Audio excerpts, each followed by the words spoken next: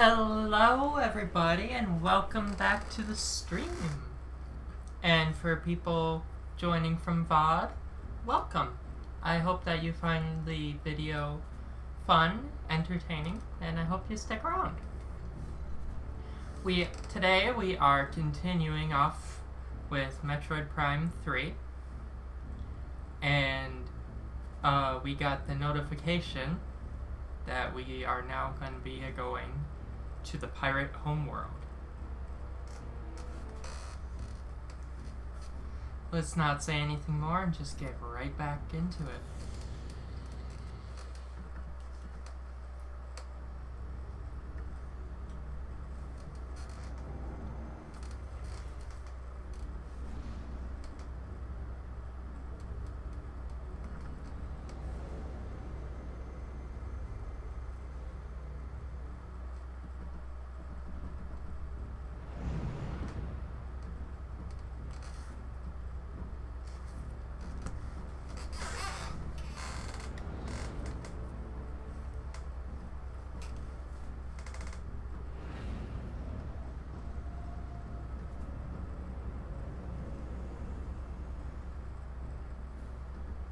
Just like the Aurora unit told us, it seems the planet is already coated with Phazon just everywhere.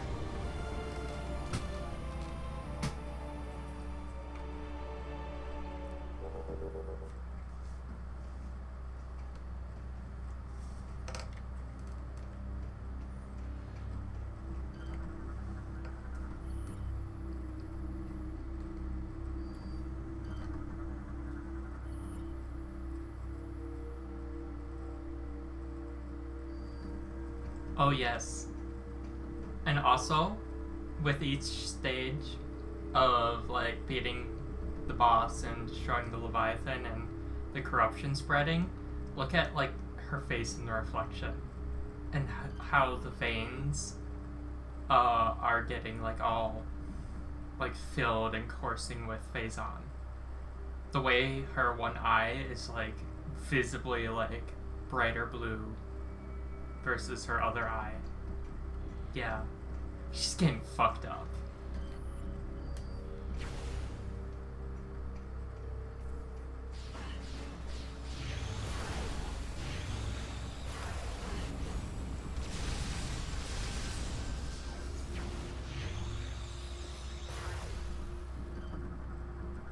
I didn't know you can scan this thing.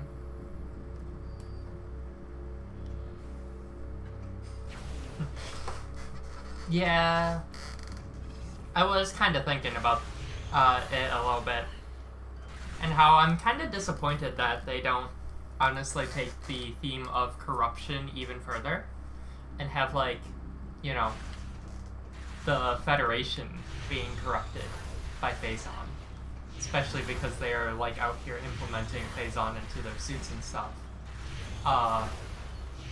Maybe kind of tying it more into like the theme of like government corruption in the way that, you know, the Galactic Federation is also like kind of fucked up as like an organization, you know, not just the space pirates.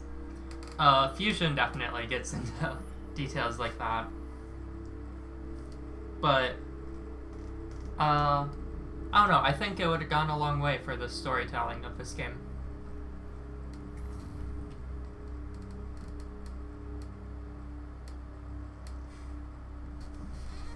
Alright, first pirate logbook for this game. Our mission. Phazon was discovered 2 stellar years ago, and since that moment, command has been driven to control it all. 2 operations have been established at tremendous cost. Excuse me.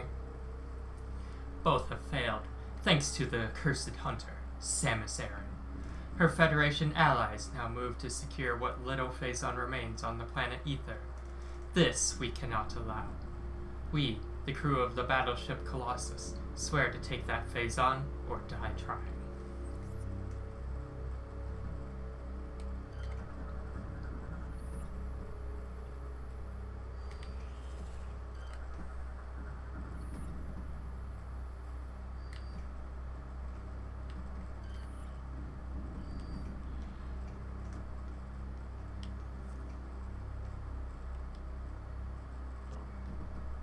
Let's try this one.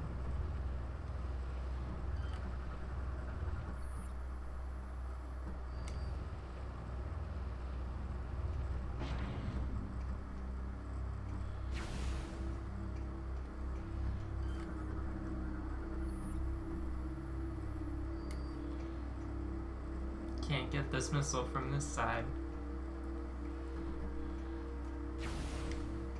Alright. Sorry, I just feel like I have like something caught in my throat right now. Let me drink some more water.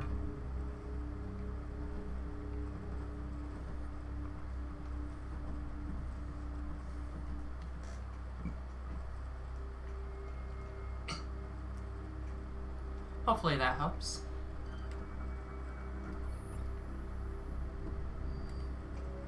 Okay. Gotta watch out for the rain on this planet too, because it's acid rain, and it very, very quickly drains your health. So, we gotta be very, very careful.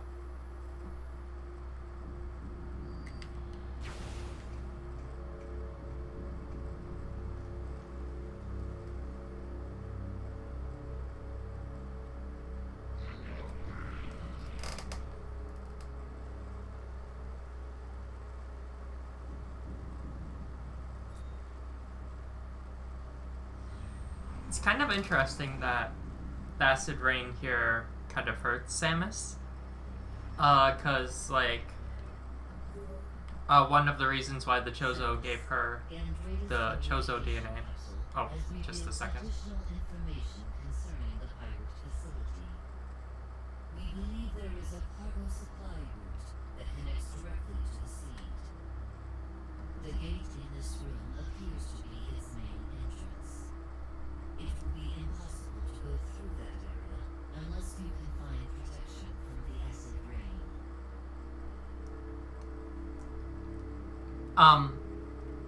Cause part of the reason why, the Chozo gave Samus, like, her Chozo DNA was because, Zebes also has acid rain. And it was to help protect her from that environment and help her, get accustomed to, like, the atmosphere and all that of planet Zebes.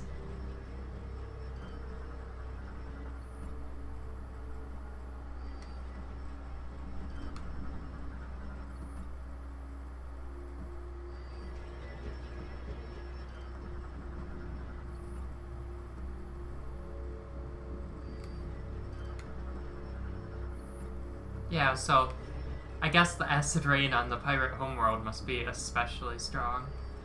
Like, I don't know, maybe the acid rain on Zebes is like, oh, I don't know, like a weak hydrochloric acid or something. And then maybe planet homeworld is like hydrofluoric acid or some shit. Kinda hard to know.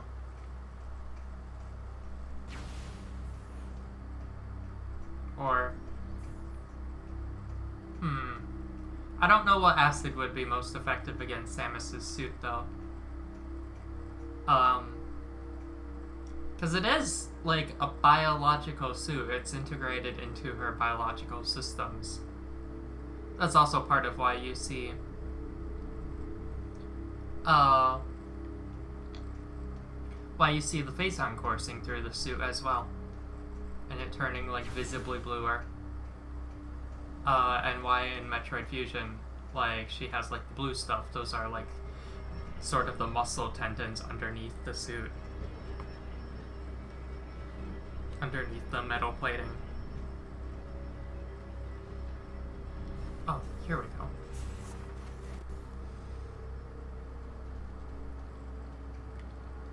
Yeah, it's directly attached to, like, her person. And she can kind of just, like, summon it and manipulate it as she needs to. 'Cause that Chozo technology do be kind of wild.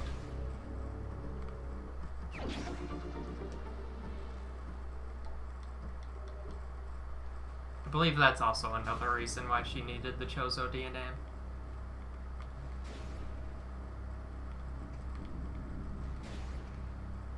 As well as just the physical prowess to be able to use it.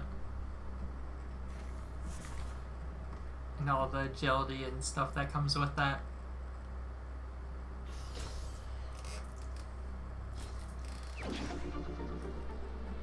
Now carrying 3 energy cells.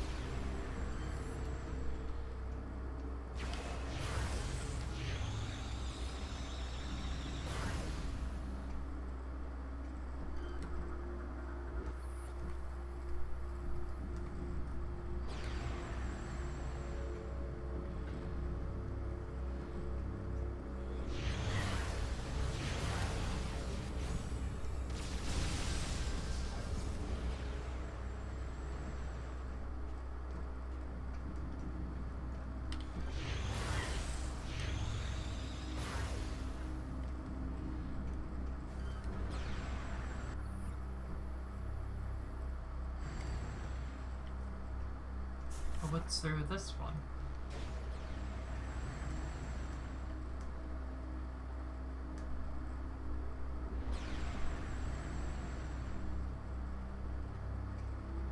Nothing I can do yet. Yeah, the way that they made it so like you can just see her face whenever using the scan visor is a nice detail, and it's clear why they wanted you to be able to see it a lot more often than you did in the first 2 games. Ooh, I see like some little the scan things for Ridley on there. But yeah, I feel like it's a really nice like narrative sort of development. It helps tie like the storytelling together through like a simple like visual element. It's really cool.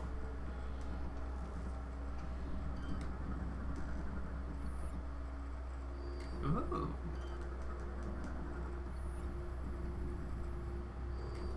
Well, guess what we're gonna be getting?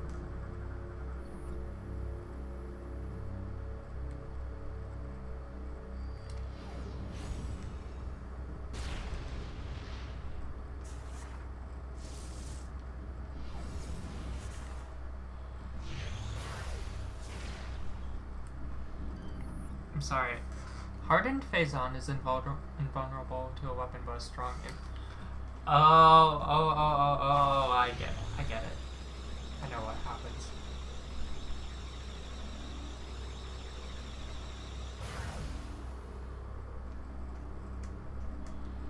Oh, there's a scan up here.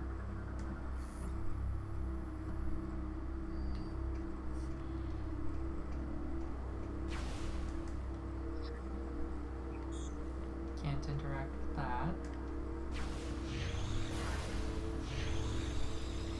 Okay.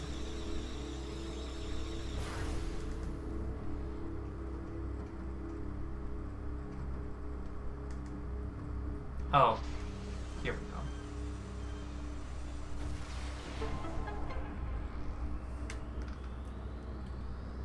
And then that drops that, allowing us to, okay.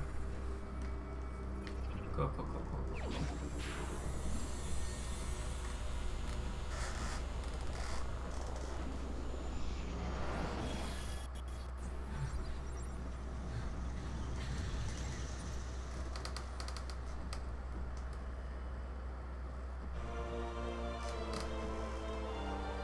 got the X-ray visor again, absent from Prime 2, but reappears for this game, and I think it's honestly a lot clearer and kind of cooler in this game too, with the orange as opposed to just like the actual X-ray colors that were present in Prime 1 of just like dark bluish gray and then light bluish gray.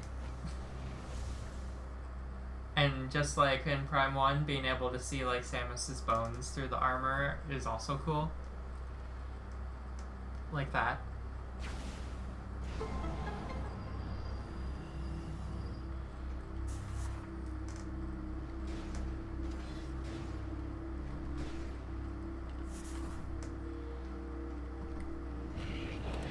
Oh. They really said, don't check this door.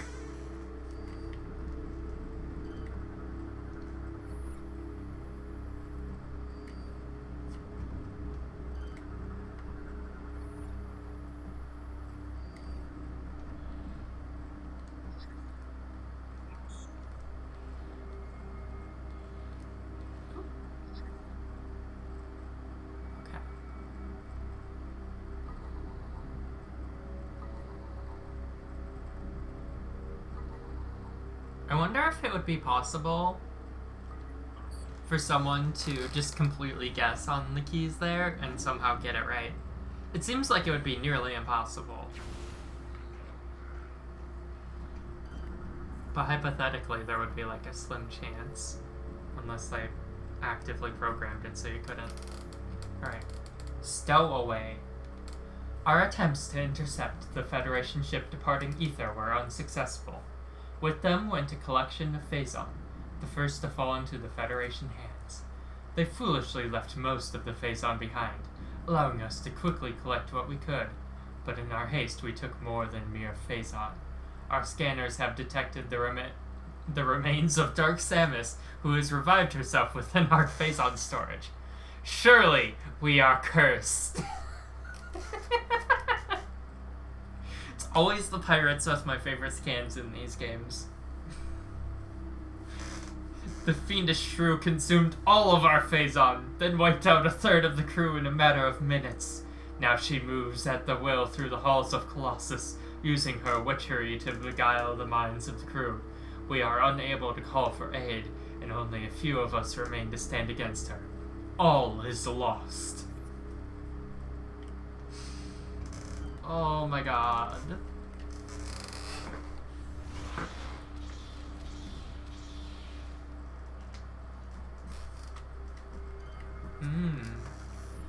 Seems like the pirates have something that's able to penetrate through that phasite material. Which we have been seeing a little bit throughout the game. But haven't really known what to do about it.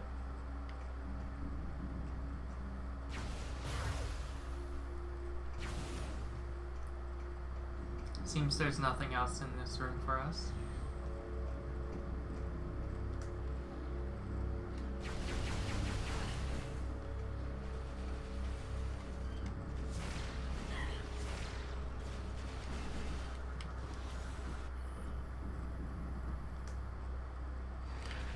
Oh, alright. Weak to beam.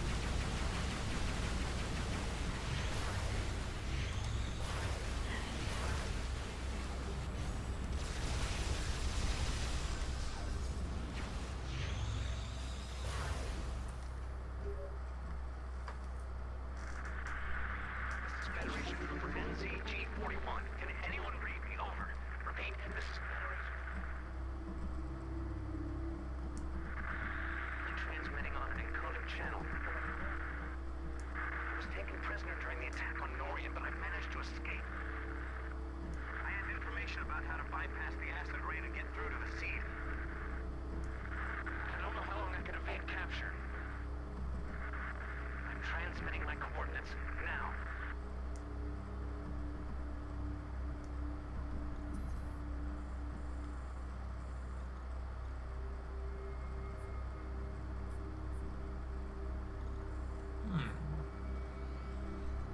Okay, so he's over here.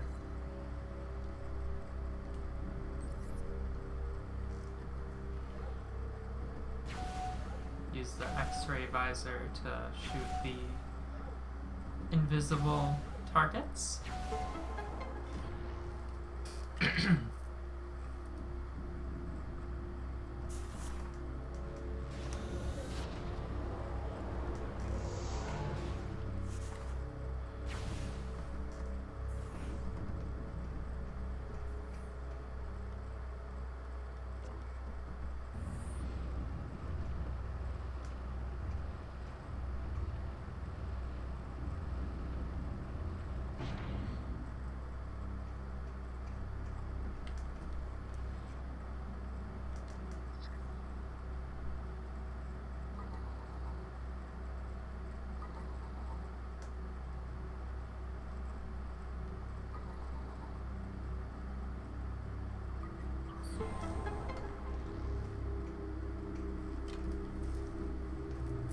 Hey, it's an actual map station for once. I feel like the game hasn't been giving us, like, a normal-ass map station. It's mostly just been, like, a character being like, I've given you the map. And then that lets us transport it over there. Cool.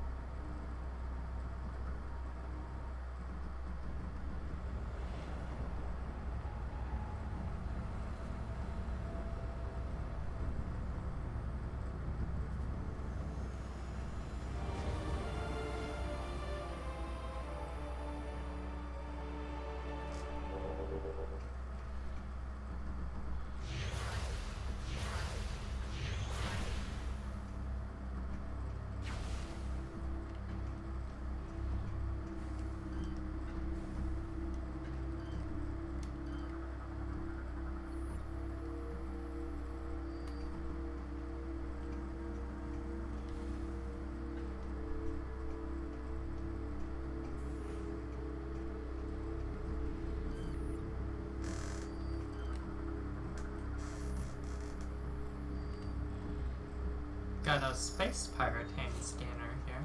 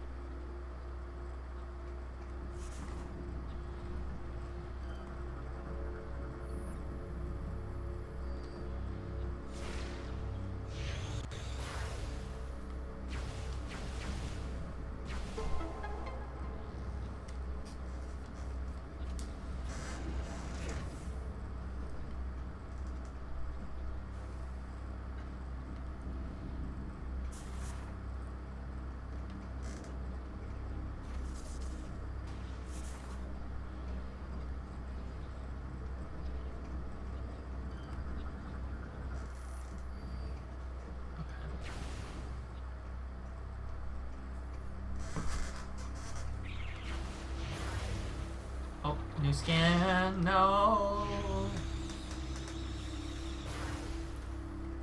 It's just like so extra mean that the Shriek Bats were already the worst scan in the other two games. And in this game, there's a different variant of them for every planet.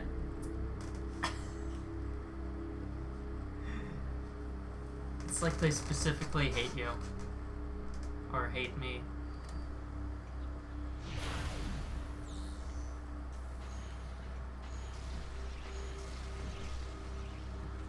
Where are these guys?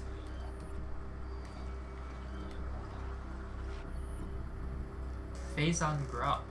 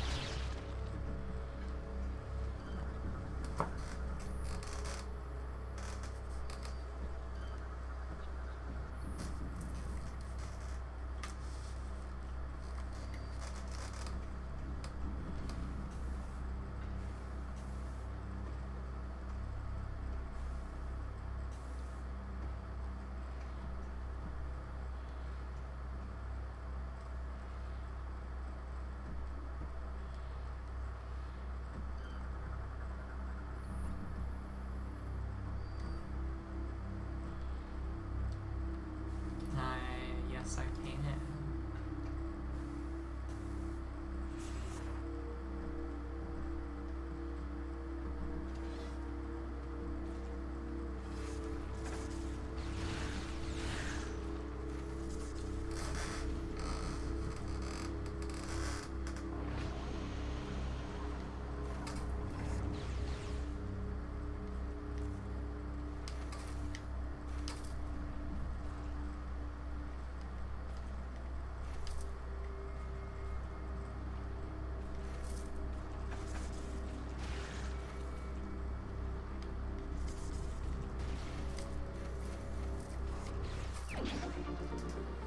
Got ourselves another energy tank. Most of the way through all the energy tanks in the game at this point.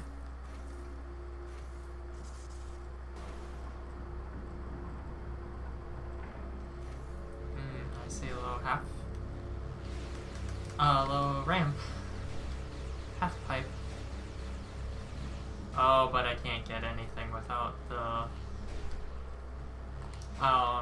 spider ball.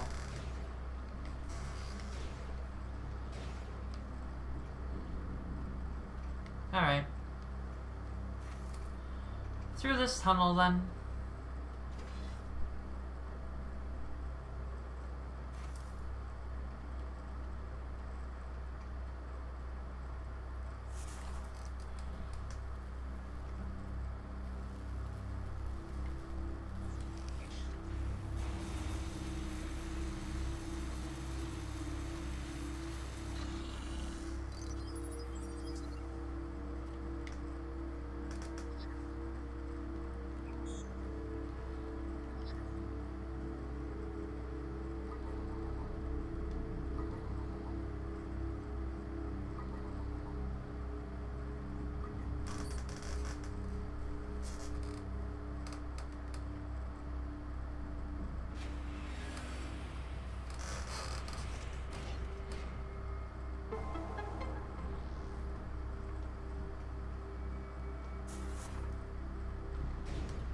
Got ourselves a new way forward, which is always good.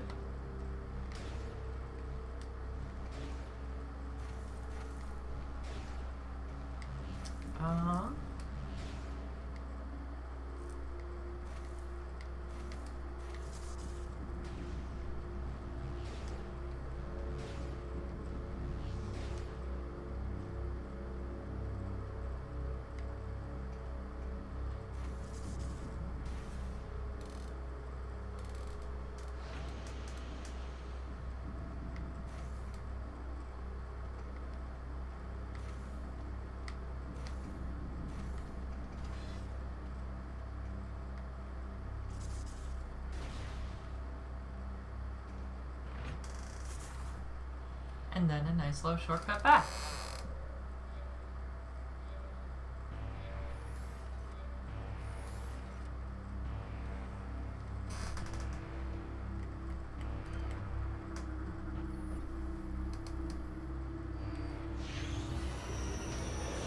Well,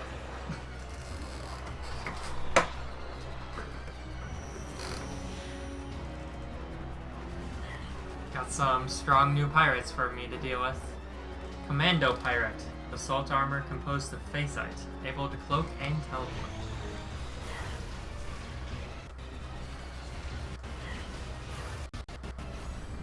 That calls for me using the phazon beam against these guys.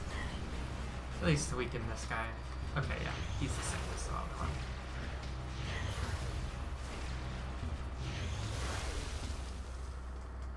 Okay, cool.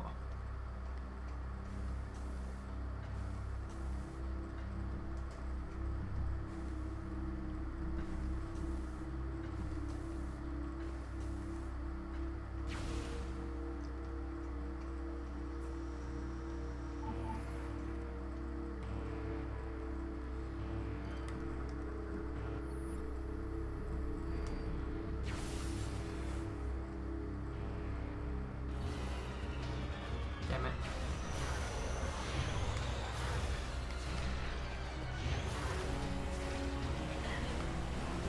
Oh, he's in hyper mode, so we gotta do this.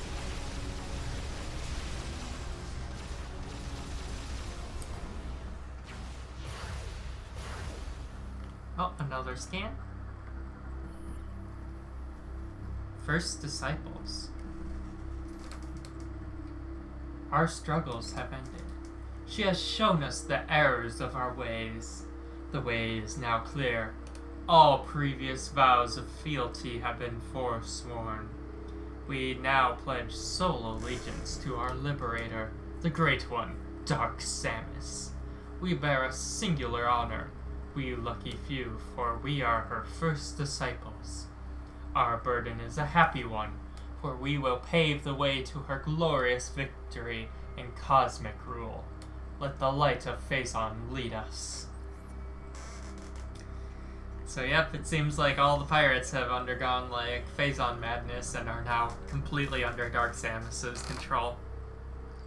Just like the hunters.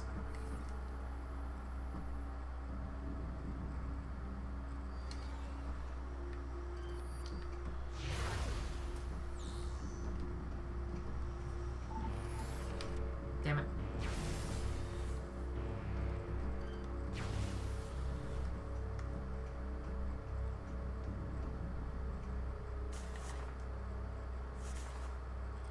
Thankfully, you can sneak past those if you are careful and remember to sneak past them.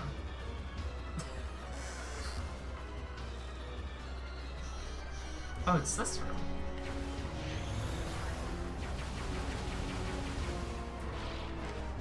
Actually, new skin.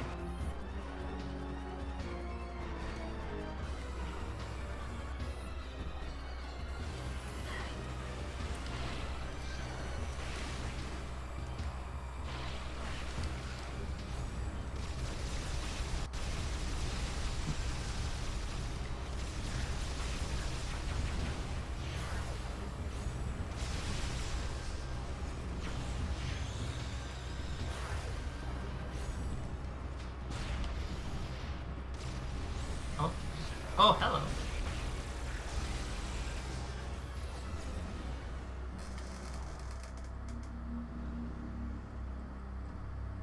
Alright.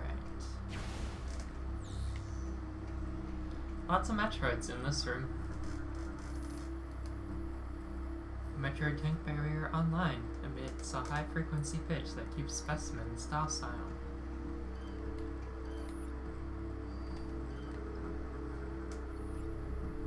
Data decoded. Zebus specimen. Highly aggressive subject has been transferred to an off-site laboratory. Data decoded. Talon 4 specimen. Subject has returned to its original research facility. Data decoded. SR388 specimen.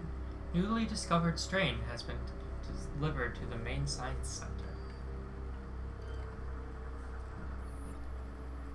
Observations on Metroids native to different planets display subtle variations in biological processes.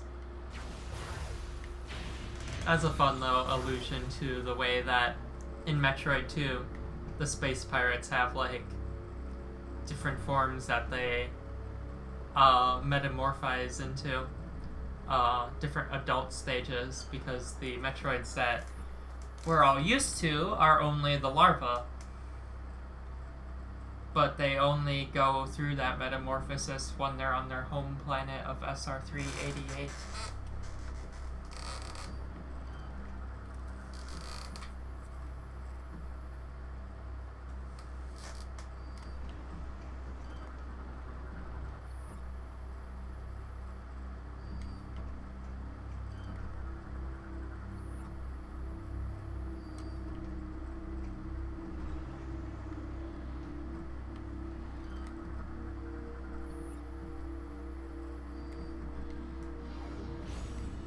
Not what I meant to press.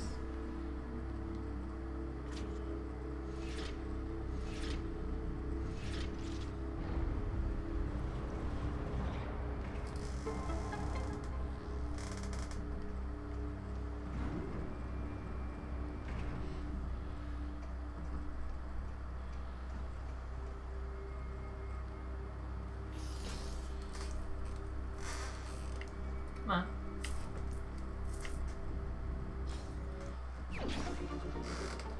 Four energy cells.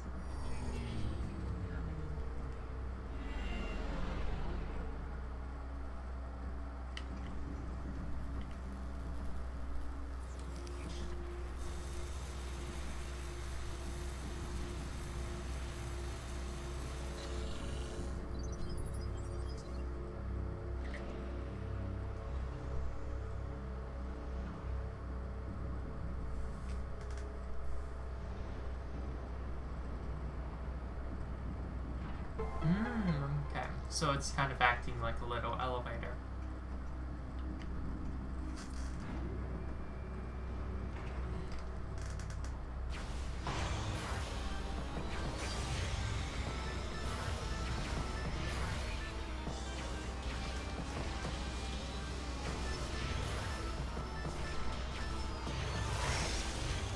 I just noticed it's playing the theme for like the Metroids in Prime 1. That's a good detail.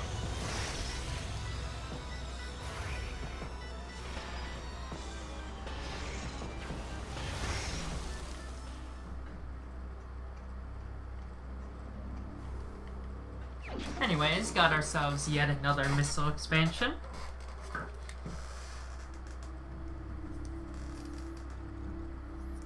We're very nearly halfway there.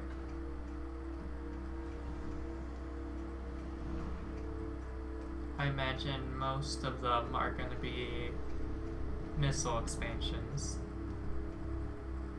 Perhaps a couple of them will be like ship missiles, and then I can't really tell how many more energy tanks I need, just based on proportions, but not very many.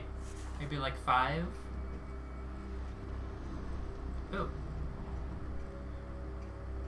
Alright, pay attention to these scans.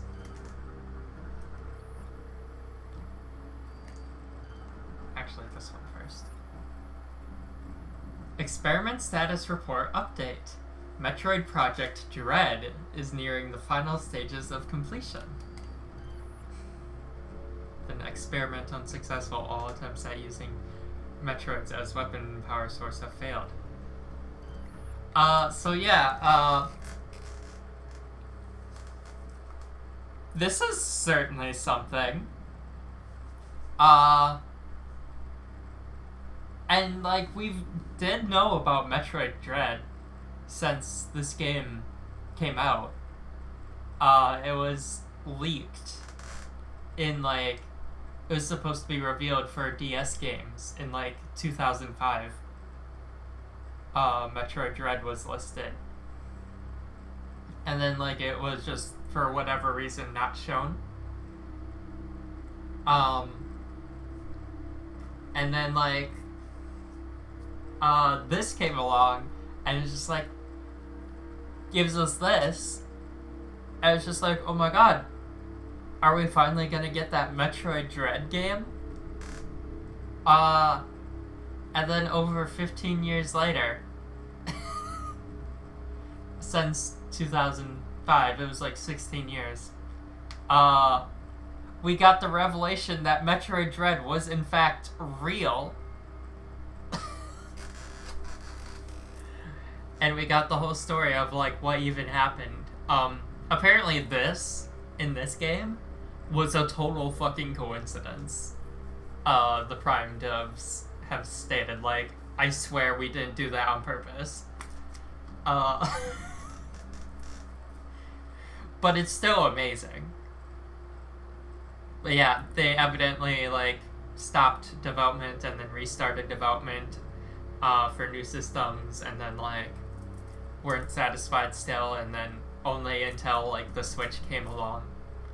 And they saw, like, the work that Mercury Steam did for Samus Returns over on the 3DS, that Yoshio Sakamoto was like, alright, it's finally time to make Metroid Dread.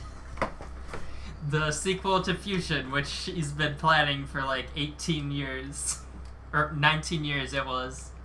Because Fusion was 2002. And then Dread was 2021. Fucking awesome.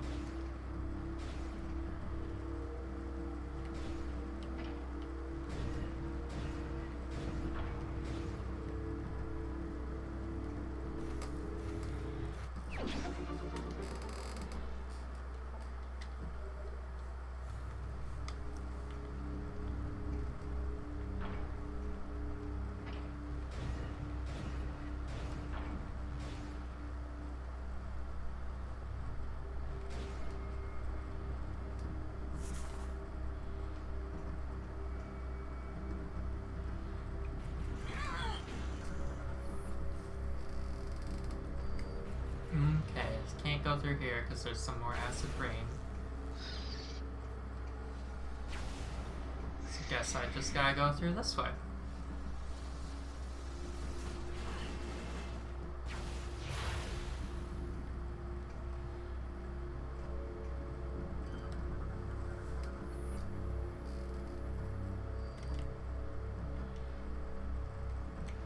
Oh, was this another scan? No.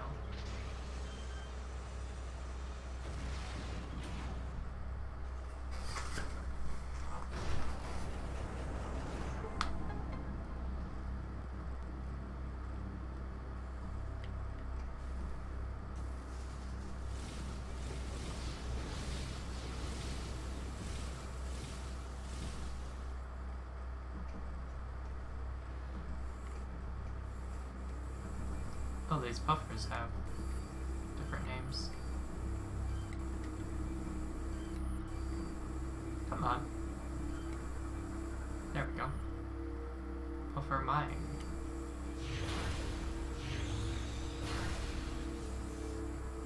Now, I could have sworn.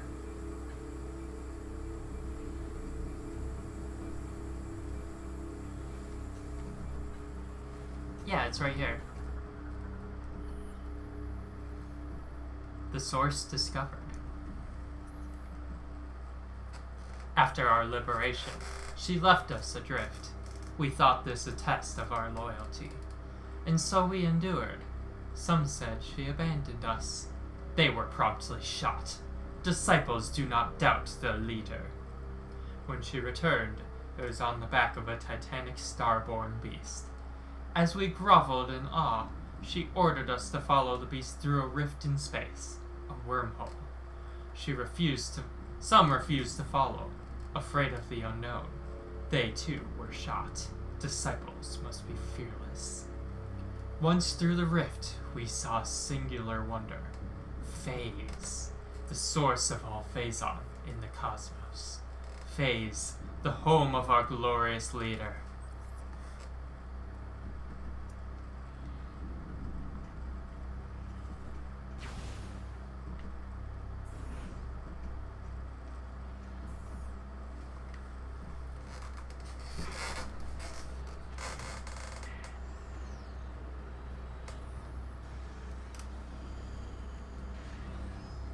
Oh, hey, look at that. Seems like we'll be paying a certain planet a visit later. Seems so.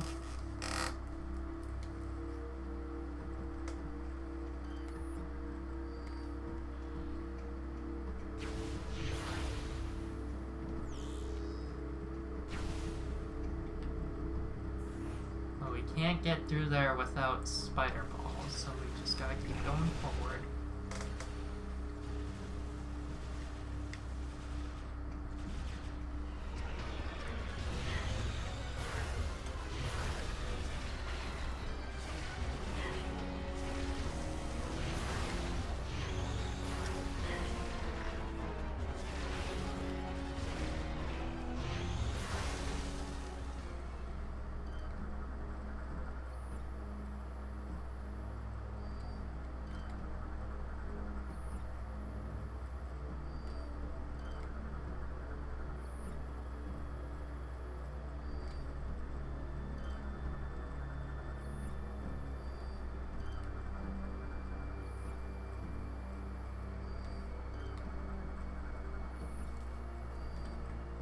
Samus, thank the stars it's you. I thought I was a dead man. I think I can help you get to the seed. As I'm sure you know, the path to the seed entrance is exposed to the acid rain. However, I've seen the pirates using a special suit shield that protects them from the elements. If you can acquire one of these shield units, you could probably make it to the seed. Lucky for you, I've seen where they made these devices. Here are the coordinates.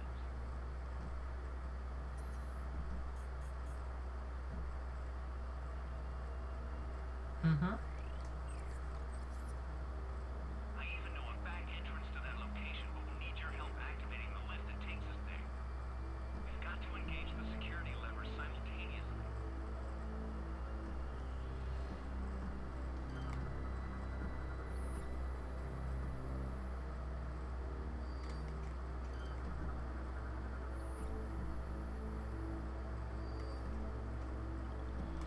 Alright.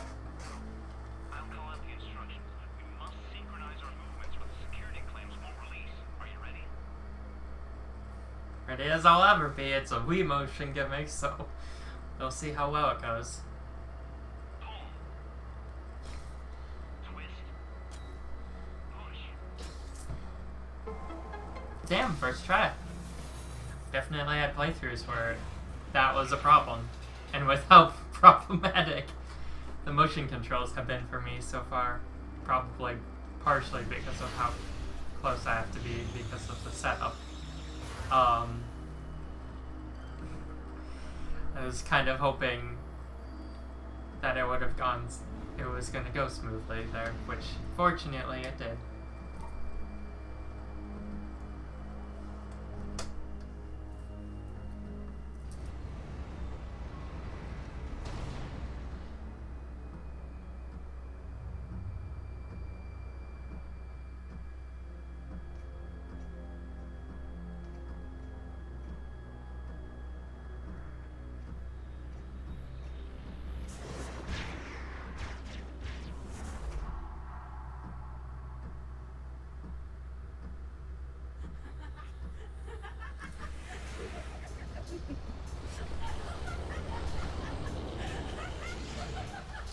Looky who it You is. should never trust strangers, Sammy. This is gonna be fun.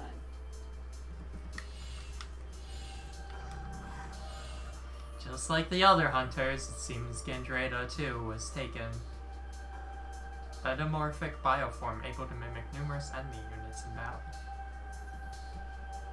Gandreda's ability to shapeshift has been greatly enhanced by phase-on exposure, allowing her to assume a number of deadly forms at will. These new forms come with a cost, as she also inherits their weaknesses. A mistress of stealth, she will employ her personal cloaking up field often, setting up her next deadly attack. An advanced visor system may be able to reveal her location.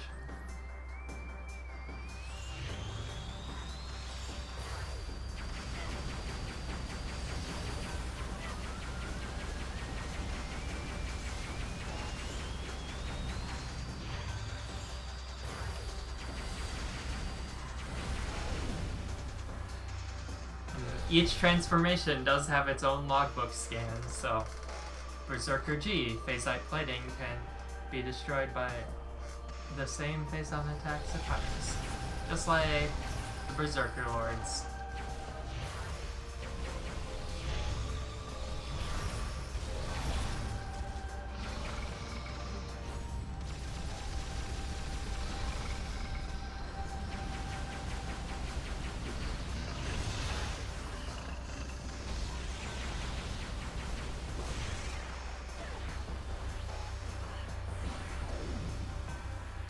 I didn't even know that could happen. I just kind of accidentally screw tapped.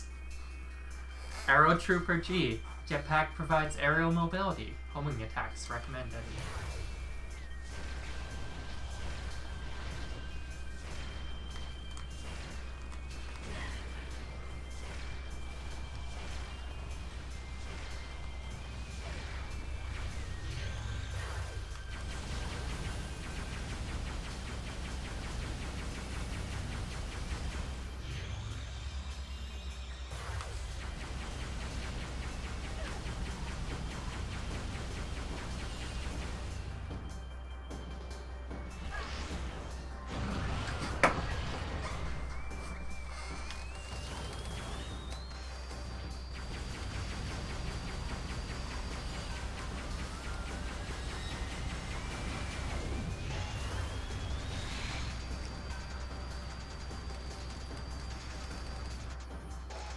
Rundus G. Limited cryokinesis now available. Vulnerable to high temperature attacks.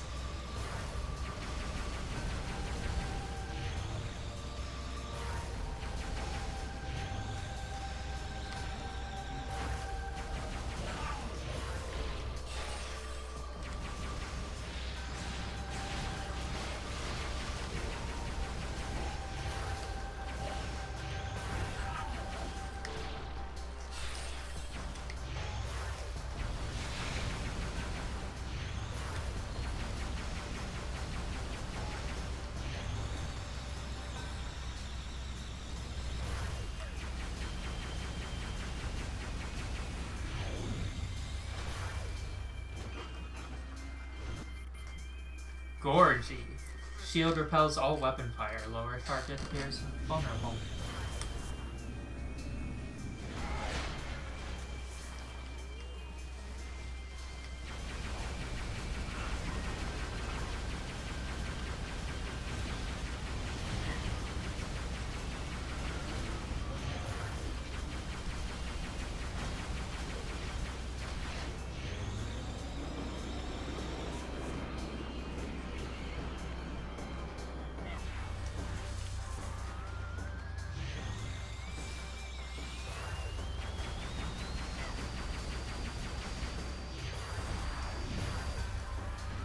Back to Rundus, or Rundus Morph.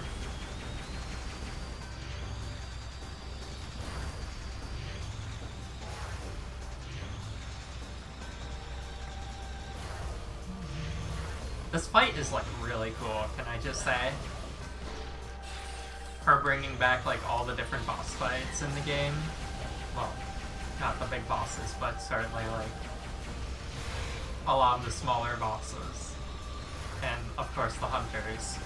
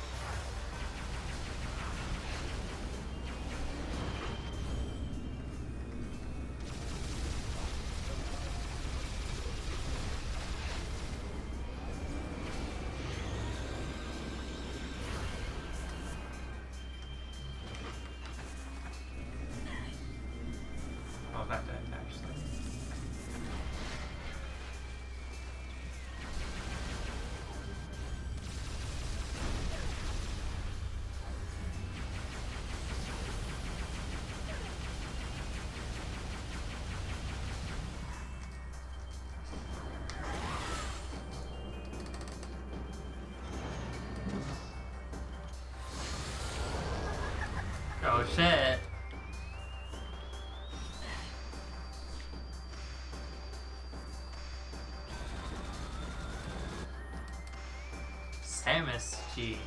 Power Beam and Boost Ball online, but can only reach ground targets.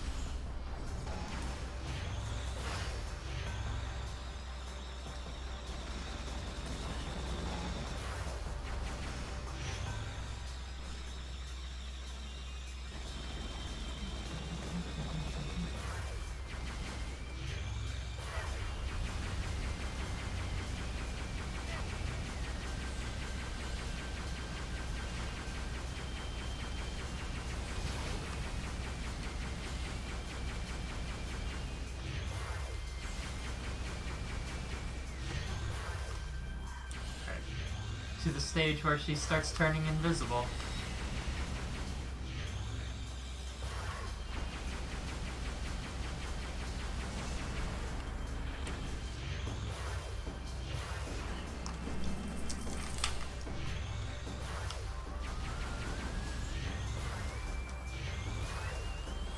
Now she's in hyper mode.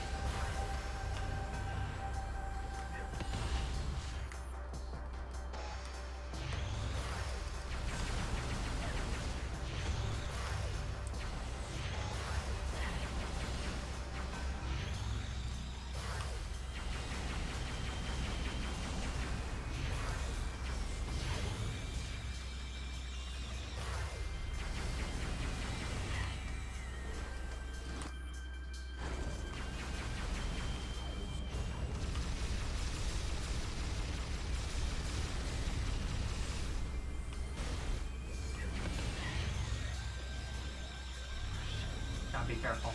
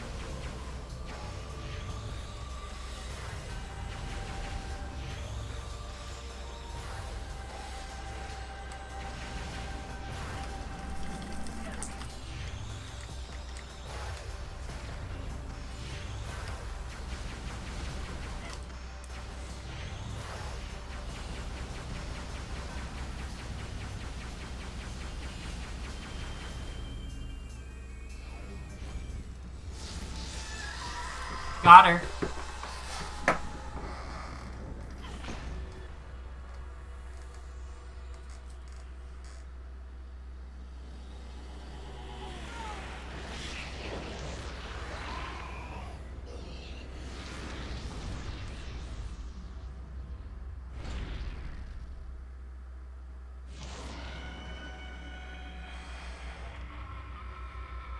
Oh God.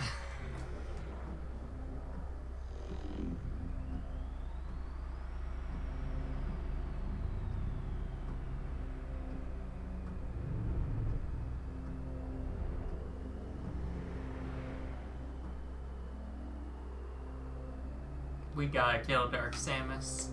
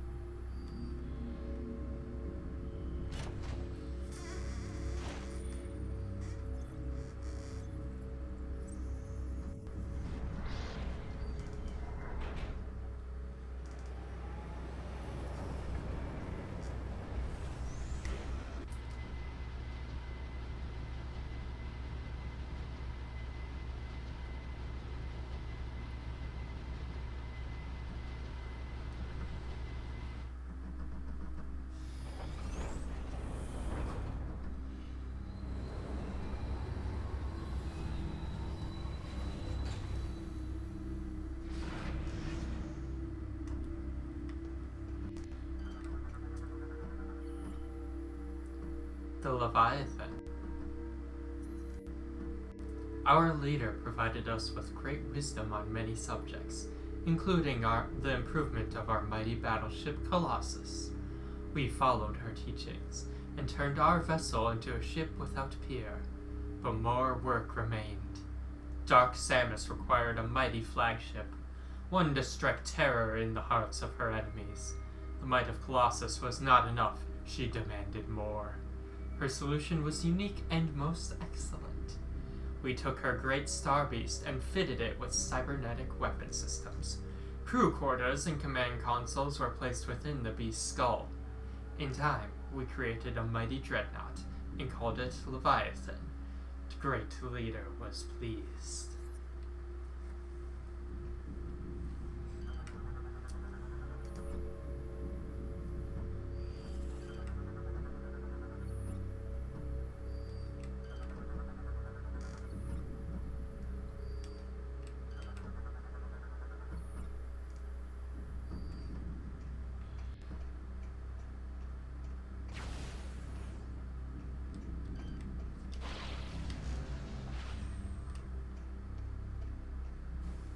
Okay.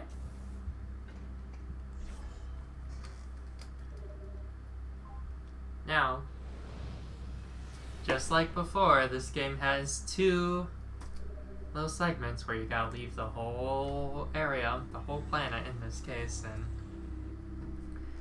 go get a different item. And in this case, we need to use our new grapple voltage that we just got from Kendreda. Go to Elysia and use it there in order to get the item we need to proceed.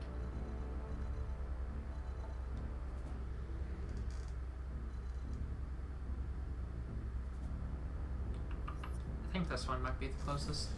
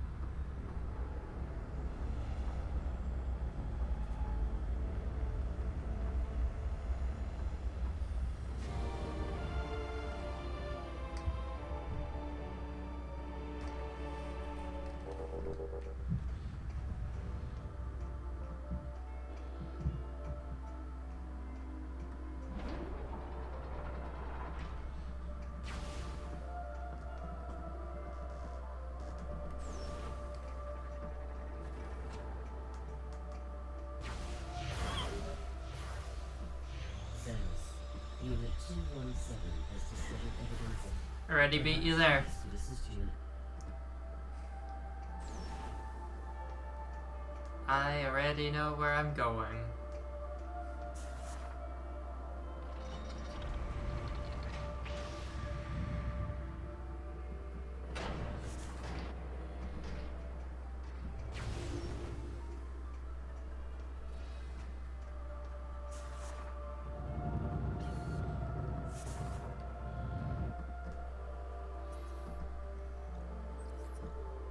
Yes, it's this door.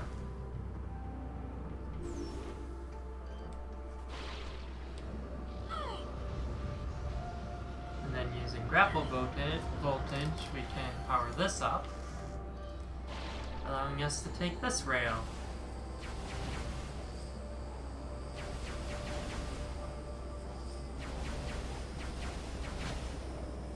This one definitely seems a lot more decrepit compared to all the other rails we've taken, though.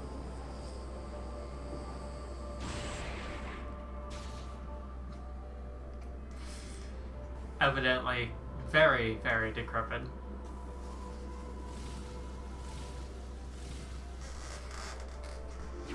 Alright.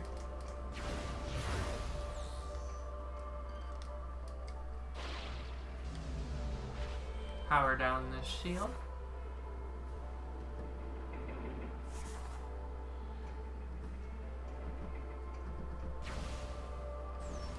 And open this door.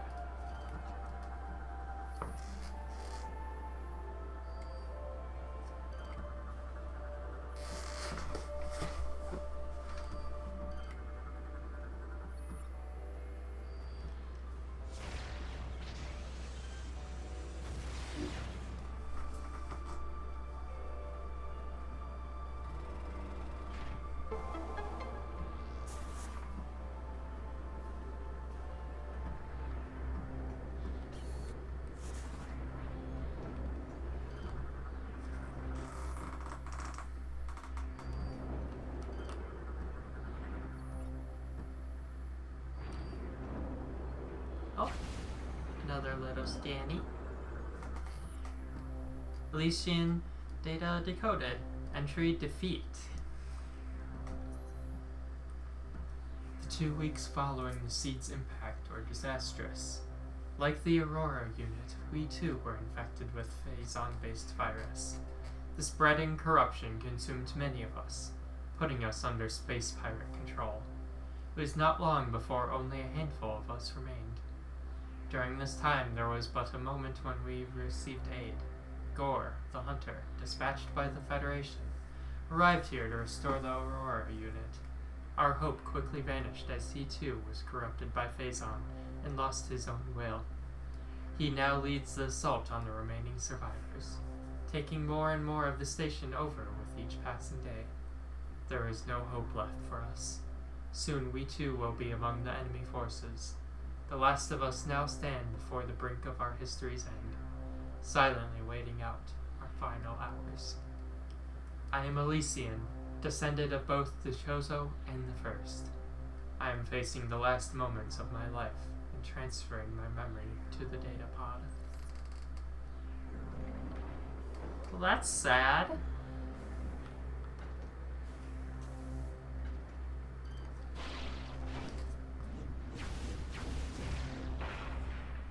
This puzzle is kind of like a funny one to logic out. You gotta pull the thing up in the air, and then you gotta shoot it onto the thing where it just happens to slot right into the gears. Not really how that would work in practice, but whatever. We got a Chozo statue. It was sculpted 1013.81 years ago. You can get kind of the classic Chozo silhouette if you stand over here, which is cool.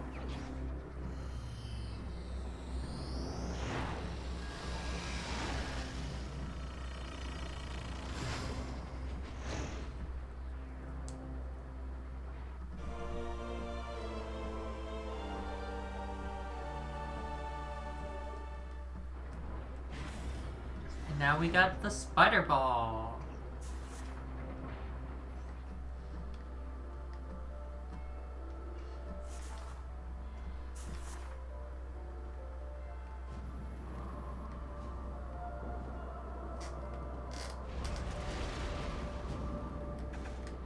No!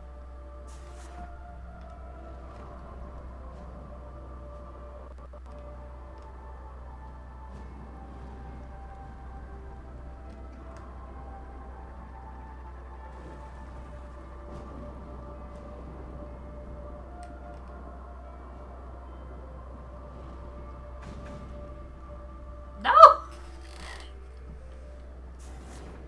Damn, that's harsh.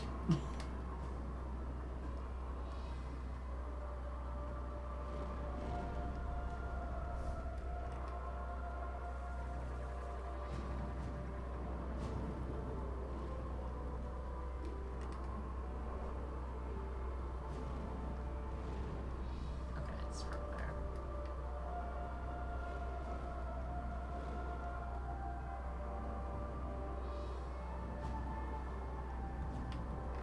Can hear a missile expansion somewhere nearby. Nope.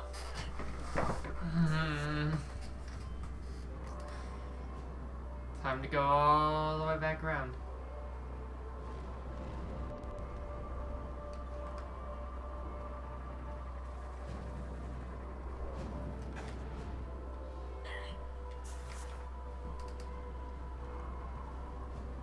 This is my Joker moment.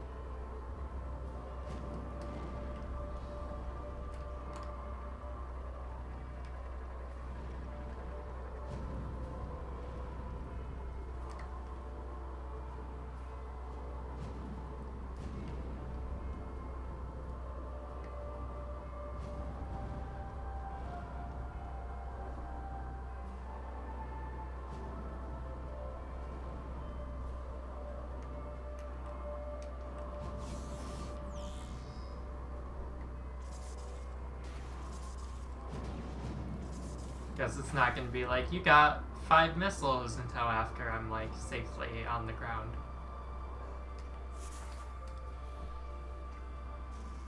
Or I guess that wasn't a missile expansion, huh?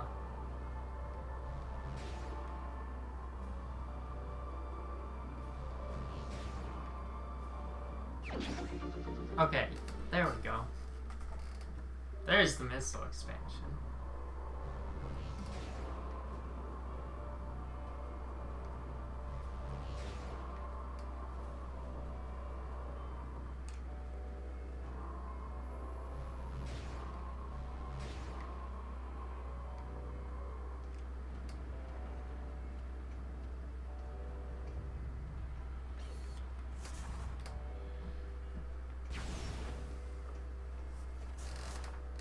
And seeing as there were quite a few things here in Skytown that I could get with the spider ball, at least a couple things, I want to try and get those now while I'm here so I don't have to come back later.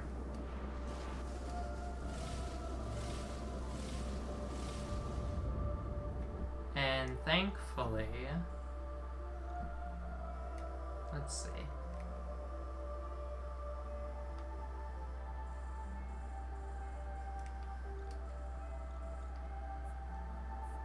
Maybe I need to go into settings.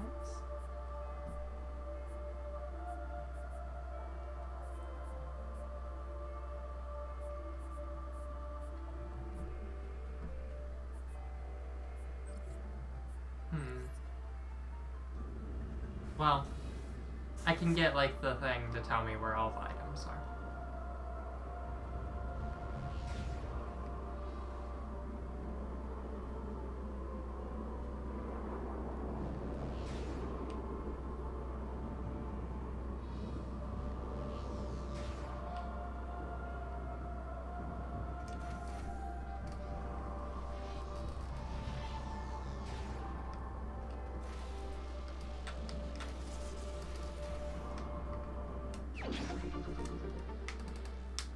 Yeah, the views here are really good. I agree.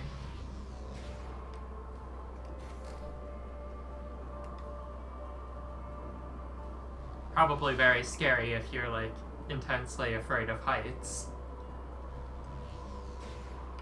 But pretty. Very, very pretty.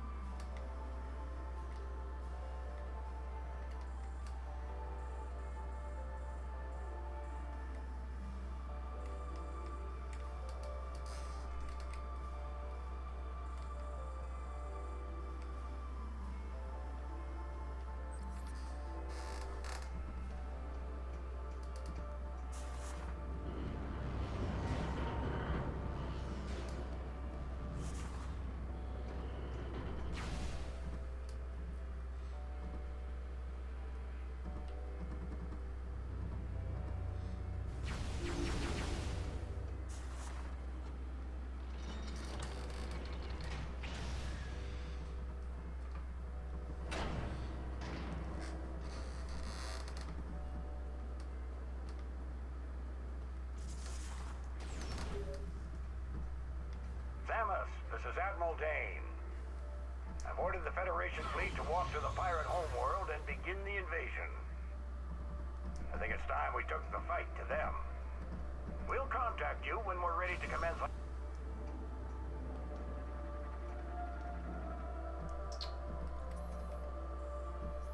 Oh, I see.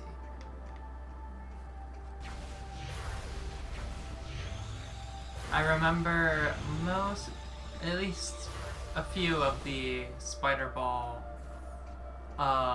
things I could get in Elysia were on the other side of the planet over here.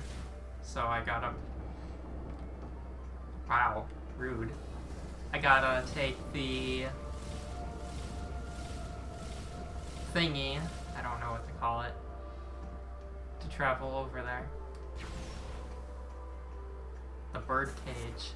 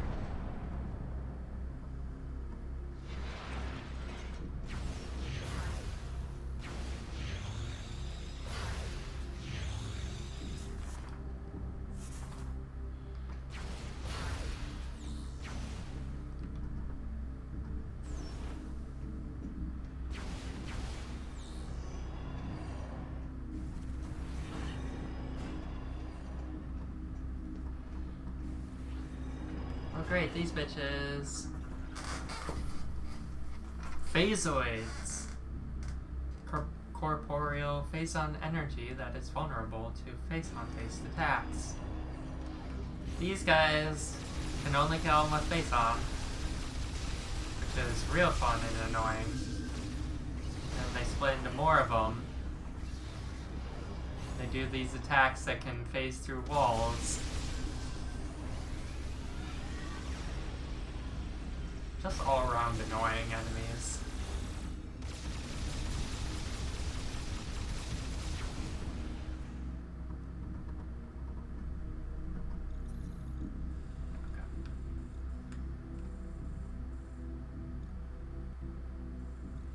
So the observatory is that way.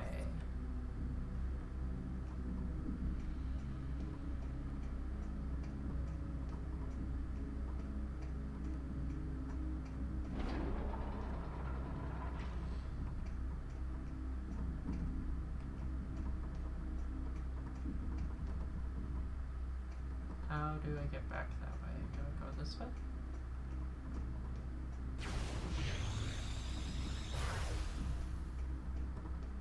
Okay, yes.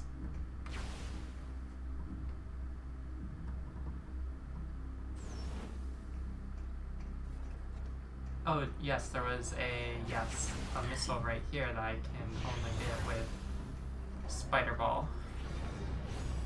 Oh great, more of these guys. Oh, and there's a red one. I'll scan him. Red Phasoids, rare strain of corporeal energy, vulnerable to Phazon-based attacks. But they're even more of health sponges, basically taking a whole energy tank's worth of Phazon to kill them. Which, you know, this is just great.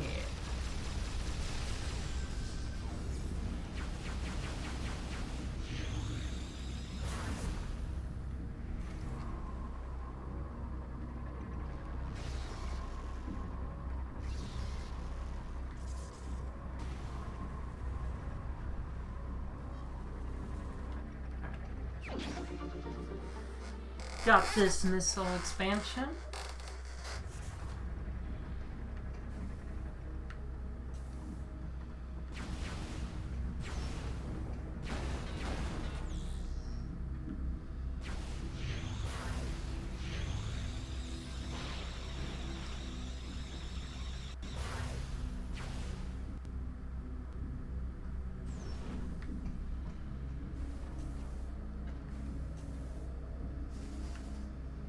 Oopsie. Skip those. Find some more health.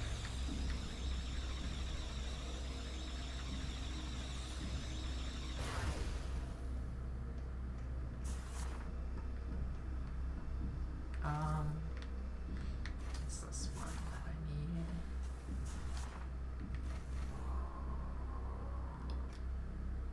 Okay.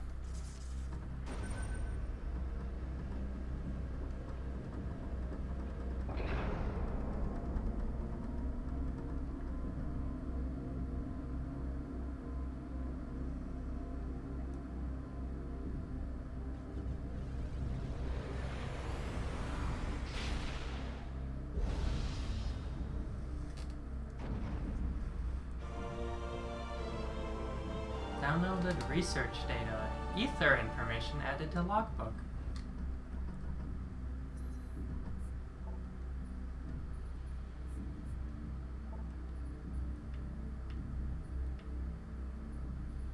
Planet Ether. Satellite information shows that Ether is slowly recovering from a cataclysmic event. A stellar object struck the planet with an incredible force, burning Ether's fertile plains and destroying the lush forest covering her surface. The planet's own energy supply, once torn in two by the impact, is now stable. The inhabitants of the world, the starborn Luminoth, have begun the long task of mending Ether.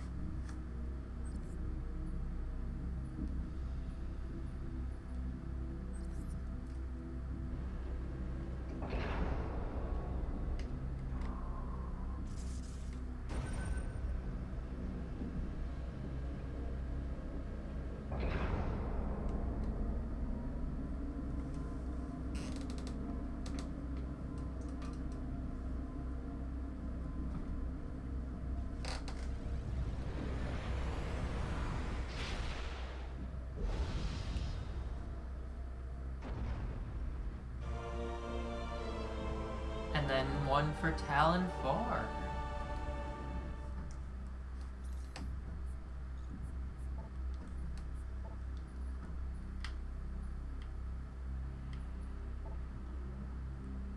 Talon 4 appears to be a utopia for biological life. containing an oxygen-rich and hospitable atmosphere. The planet is home to countless species of flora and fauna. Satellite scans detect numerous structures on the planet's surface, with closer examination revealing many of these structures to be of Chozo origin. Talon 4's scar, the result of a celestial body impacting the planet's surface decades ago, is still visible. Satellite scans are unable to determine the extent of the original damage, but the planet appears to have recovered from any negative effects of the object's impact. It's kind of fun seeing, like, the after effects of the previous games, seeing how Samus has helped each of those planets. It's pretty cool.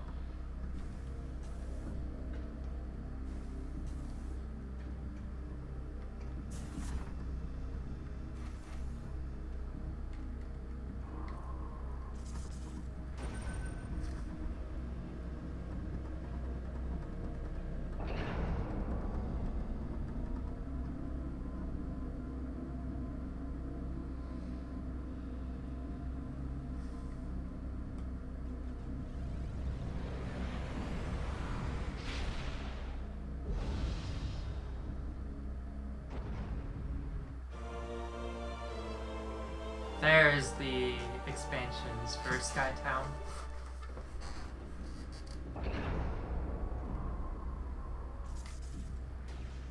Just gonna go and make sure there's none others that I can get right now.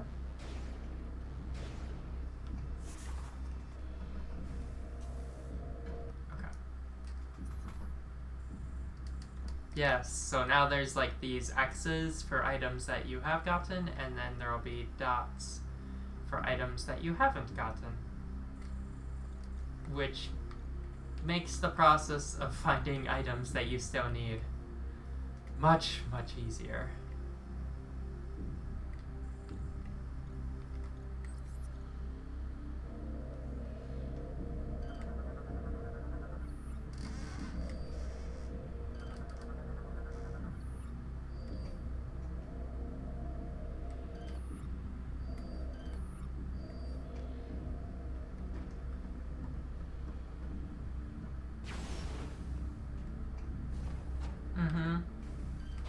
It's pretty similar to a system that the 2D games have in place, just by default, except here you have to like actively unlock it. So, it's nice that they eventually got that implemented in these games, and I hope Prime 4 continues the trend and keeps a similar system in place.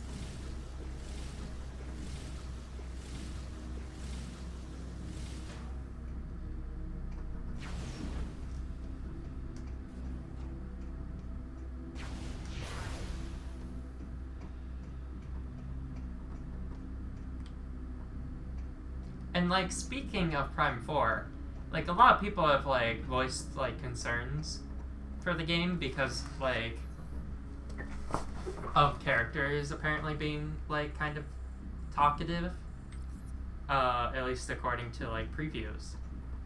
And like, I don't know, I'm personally not that worried because as we've kind of seen from Prime 3, like characters are also here being talkative, and it's like really not like negatively impacting the game. If anything, the problems I do have stem from like other issues, like the way the levels are structured, where, I mean, kind of getting into it, you've probably noticed the worlds are very disconnected and only connected by your ship in this game. So it kind of feels like a series of like pretty linear hallways, starting with your ship, and then you backtrack to your ship to get to other places, as opposed to the other games where they're pretty seamlessly connected, which leads to like a much better paced adventure through their respective planets.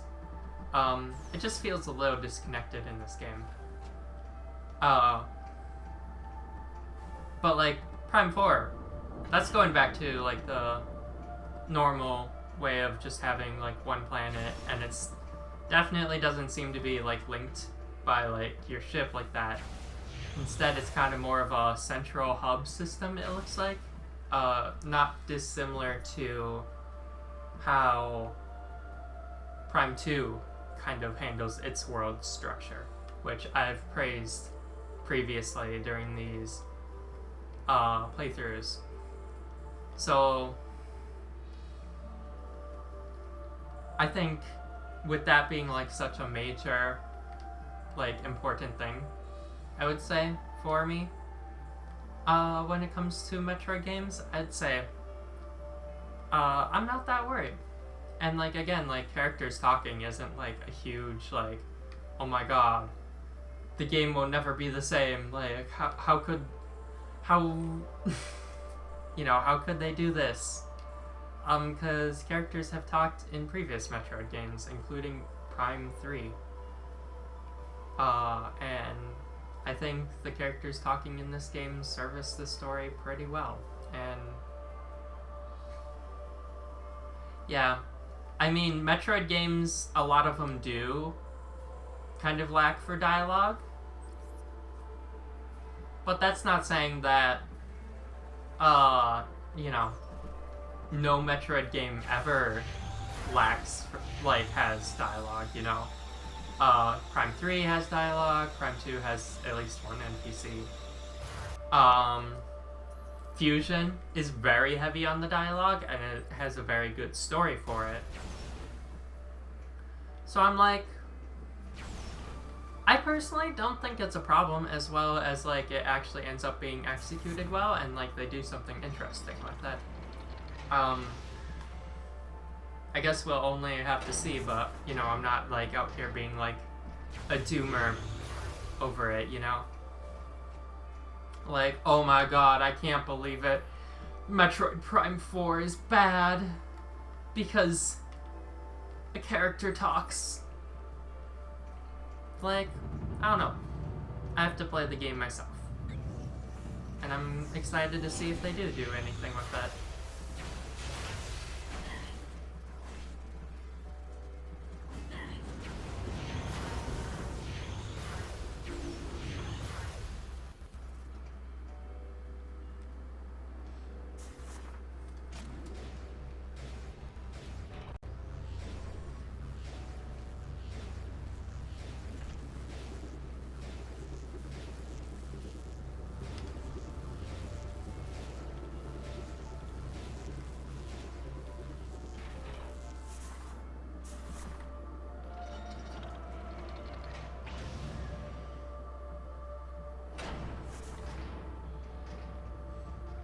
Okay, that's not how you get that. Trying to remember.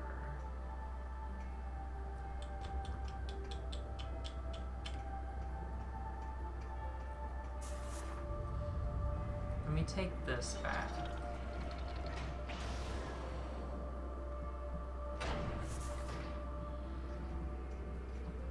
Is it literally just like, oh my god.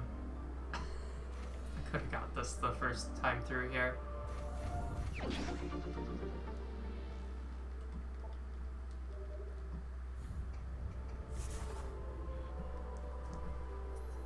Alright, what else we got?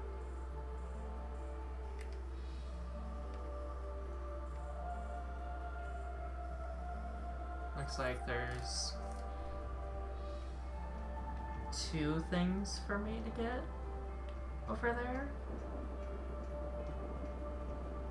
So I guess I'll go take care of that.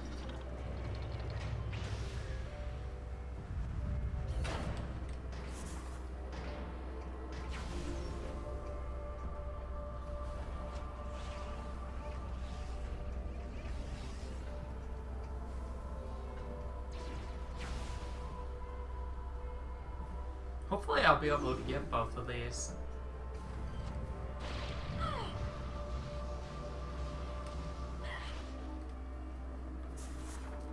Can turn this on to make ourselves a nice little shortcut.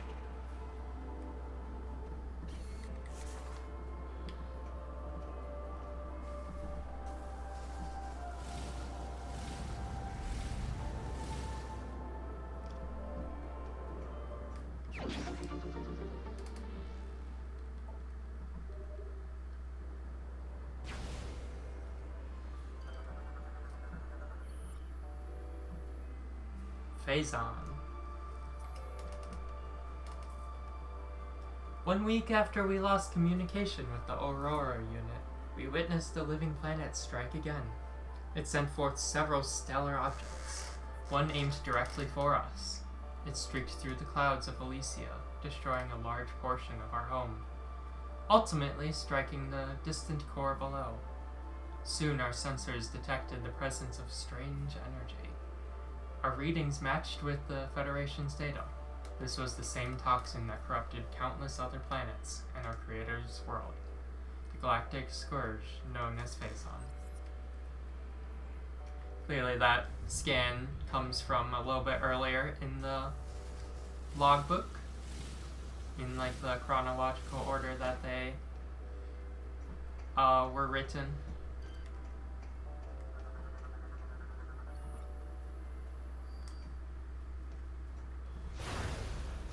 Might have been able to get that a little bit sooner than, like maybe on my first time through this area.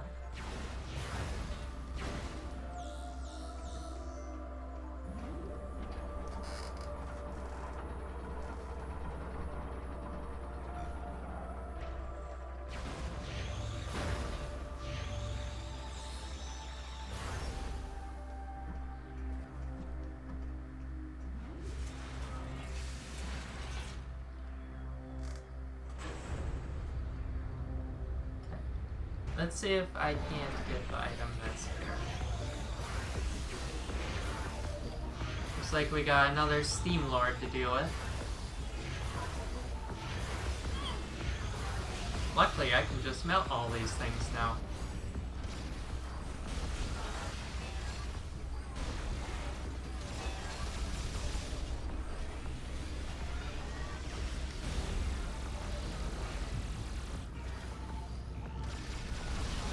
I can just see them with the X-ray visor now too.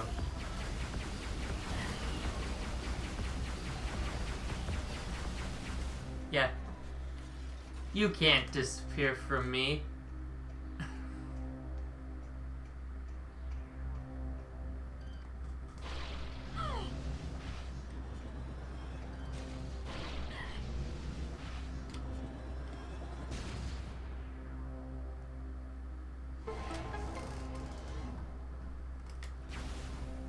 Cool. 5 energy cells. I promise I'll explain what these are for eventually. Just not a convenient time to yet.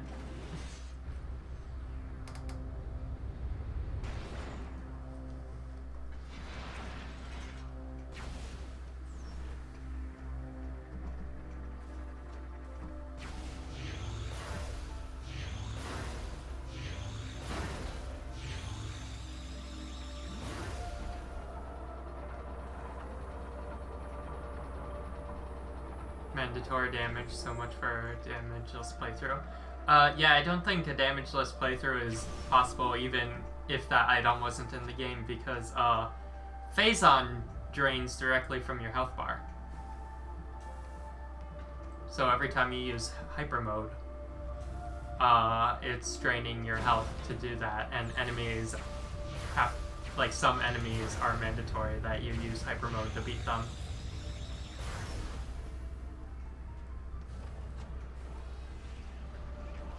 You could hypothetically play Prime 1 and 2 though, and make them damageless. Because I can't think of any instances of those games requiring you to take damage. It just seems like it would be hard to completely avoid it.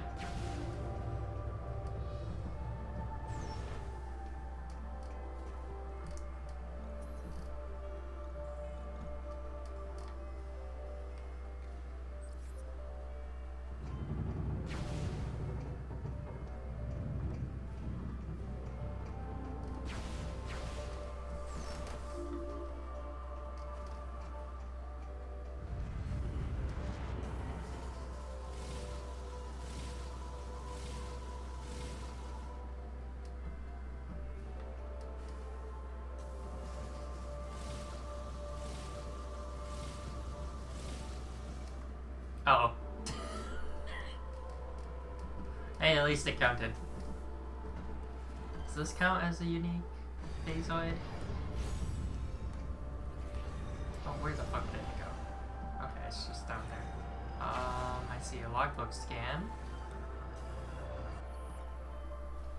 Elysian data doc decoded.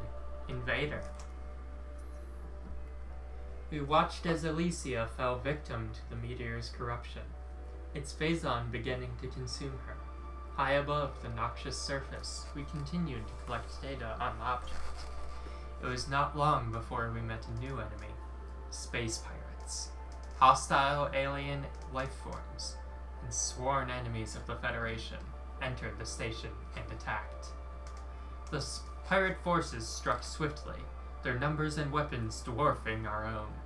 After the initial assault, they began construction of a massive energy shield around the meteor.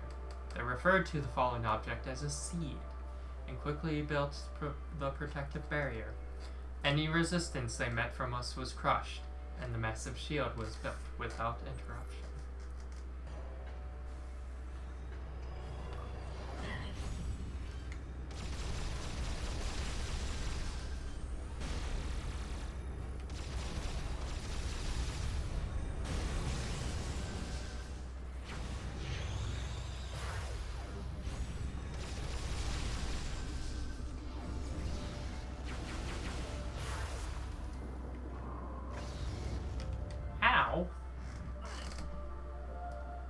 How rude. Have I scanned this yet? No, I haven't. Spider ball track. Okay, hang on, I'm getting some notifications. I'm gonna go check those real quick.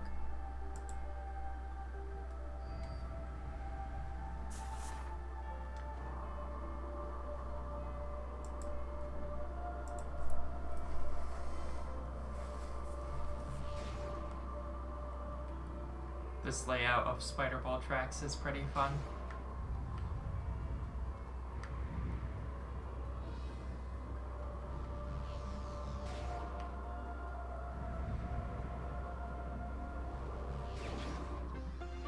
And that's yet another ship missile expansion. I don't know how many there are total of those off the top of my head. Or even how many I currently have. 7 of them.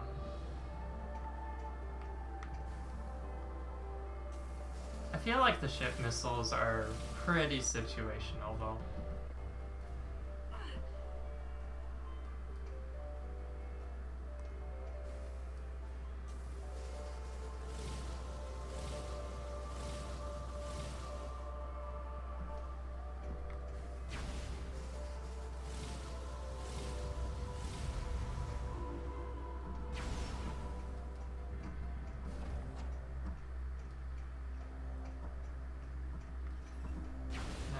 Sure I got this guy? Yes, I did.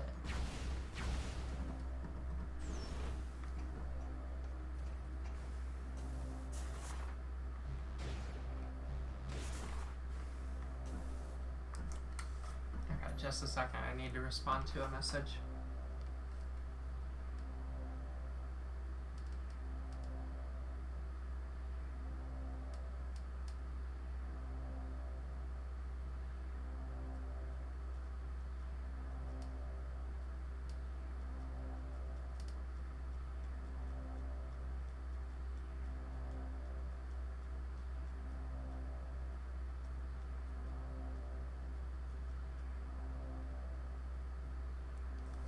Okay.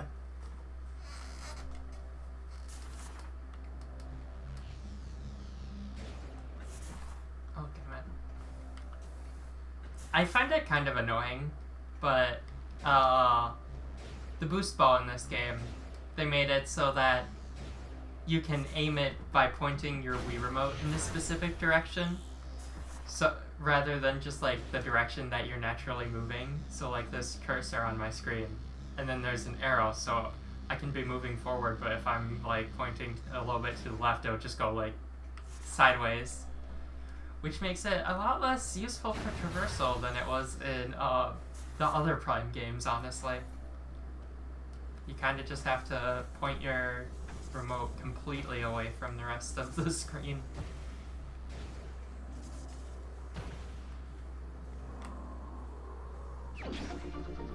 Can finally get this missile expansion, and I think that was the last one in Elysia. All the others look like X's now.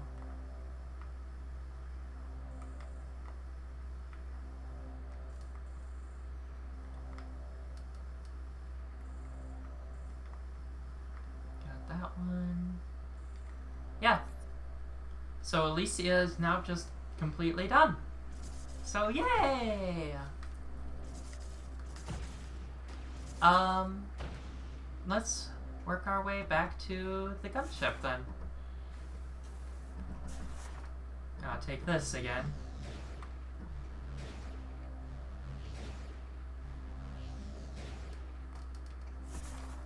Yeah, it's very nice just being able to knock that out a little bit early.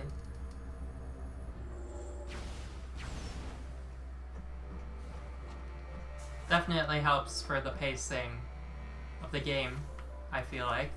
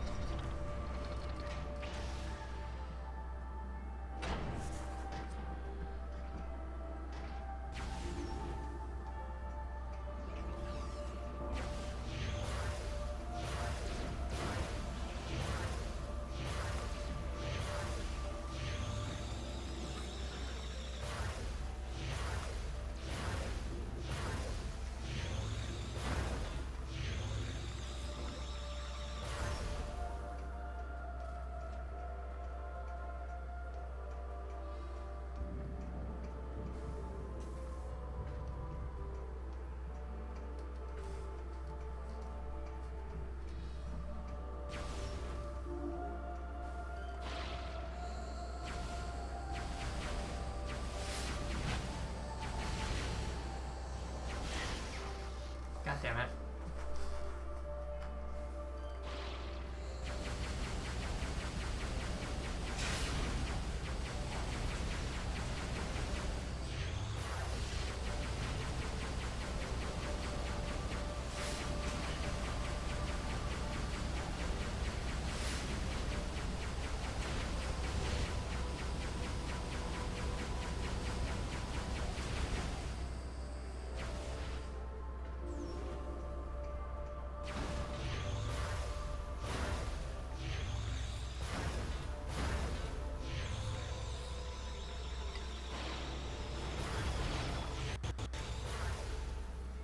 Managed to dodge the shriek bats, thankfully.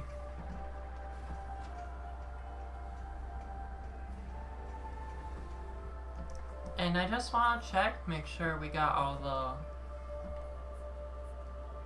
the lore. Let's see. Oh no, we're missing one thing. Okay. I'm not gonna get that right now,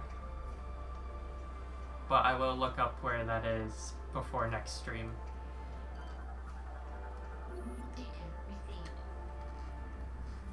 Because I want to make sure I try and get all the, like, lore scans. And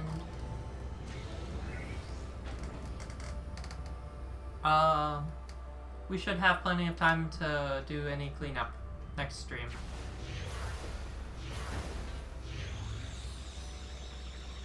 As I am trying to wrap up the Space Pirate Homeworld before end of this stream. I know this detour is going to make this one a little bit longer, but that's okay.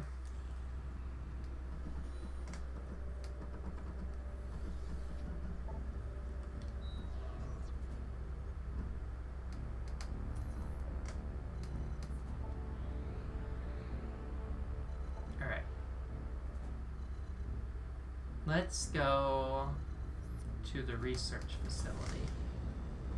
Because now that we have Spider Ball,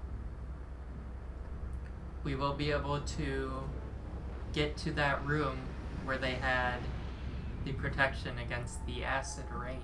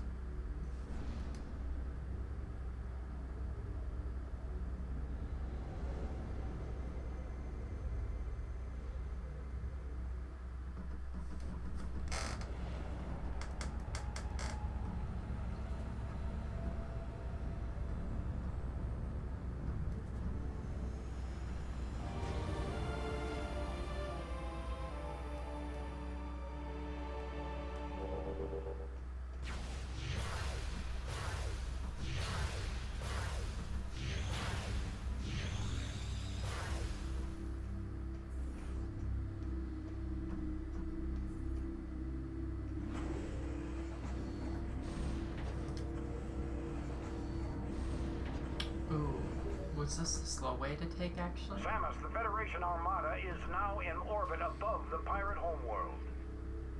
We're ready for the final assault, but the base is protected by a barrier that prevents us from landing. We need you to disable this defense system. Unit 242 has located its control center. Here are the coordinates.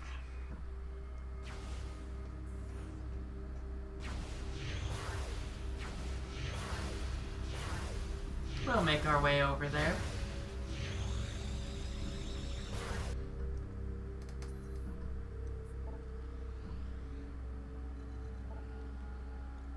I think it's gonna eventually be... no, maybe not. Maybe it is on this side?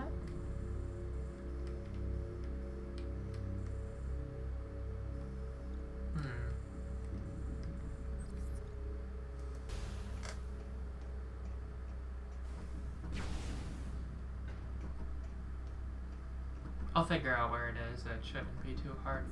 Just following the basic structure of a Metroid game.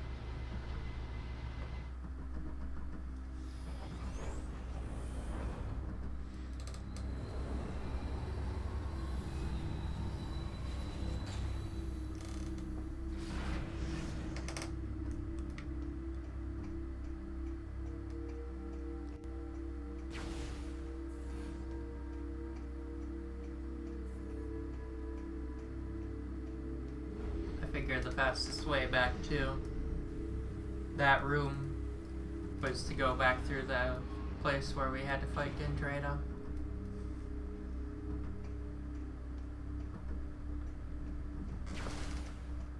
And I believe now that we're on this side of the planet... Oh no, it's just like right over here. Okay, so that's a really short trolley. It just goes whee!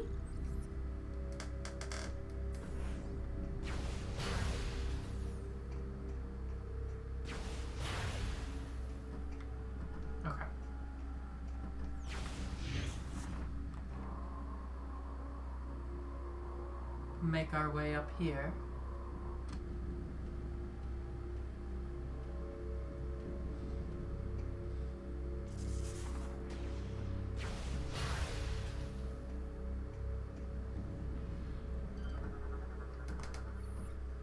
Hazard shield.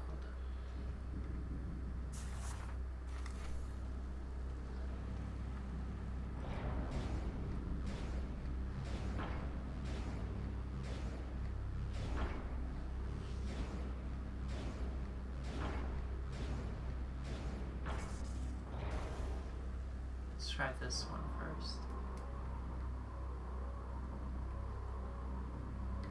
Okay, nope, that doesn't help us at all.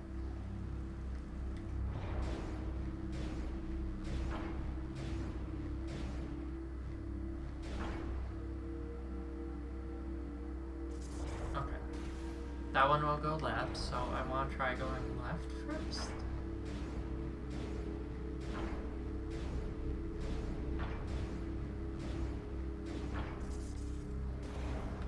There we go.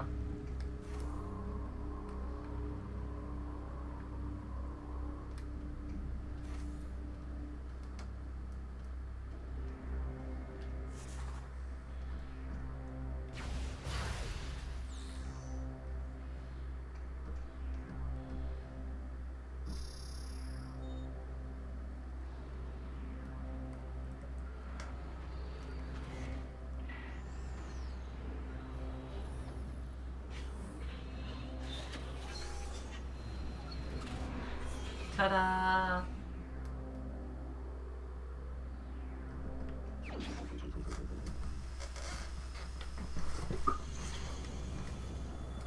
This is the closest thing there is to a suit upgrade for Prime 3. And it's just like little extra armor on the shoulders and the back.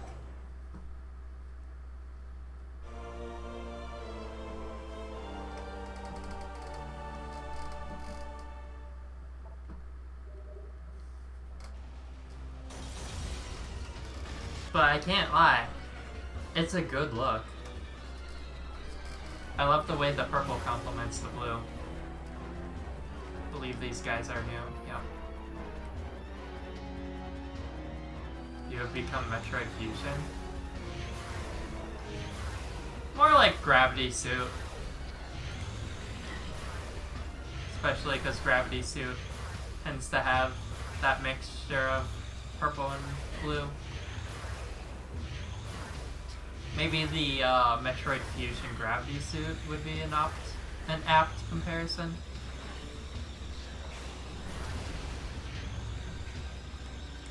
Also, yeah, you can kind of see the effect of the hazard shield with this orange protective layer that's over top. While I'm in the acid rain.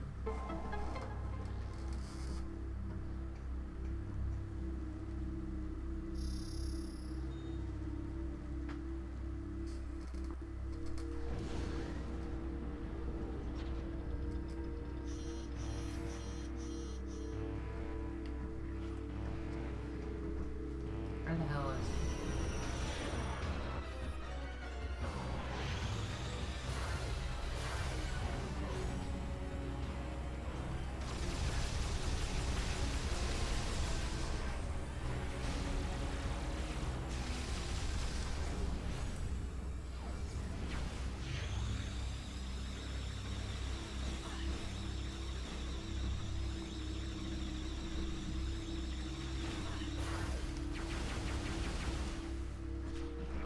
Yep, I definitely stand this guy up.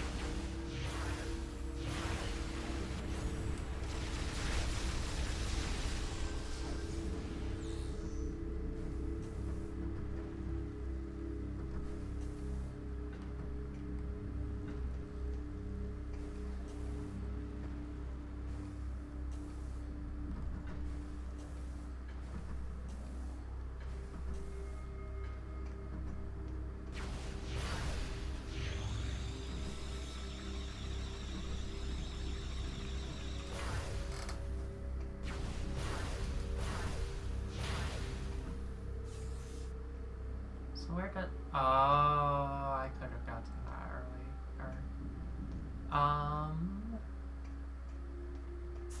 Oh, but I can just do this to get back.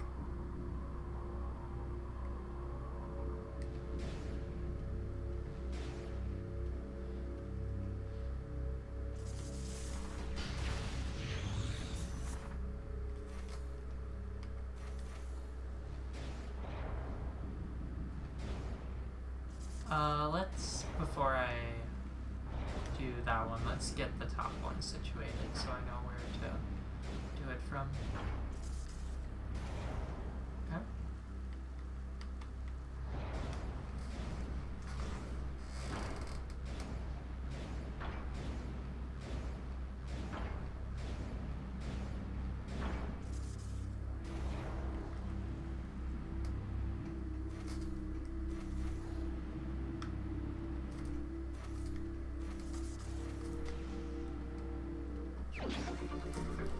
Missile expansion acquired.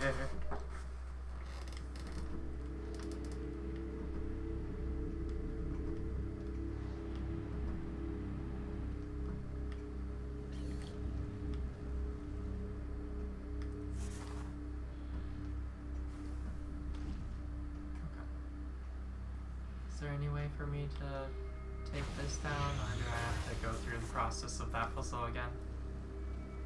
Okay.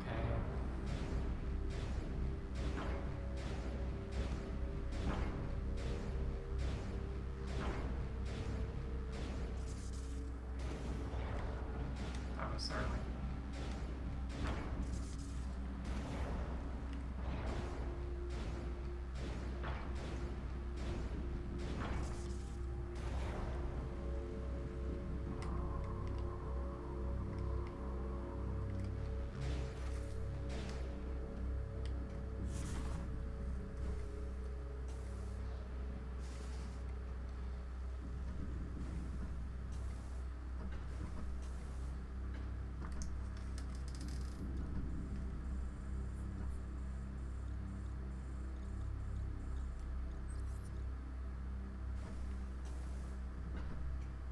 Let's go this way.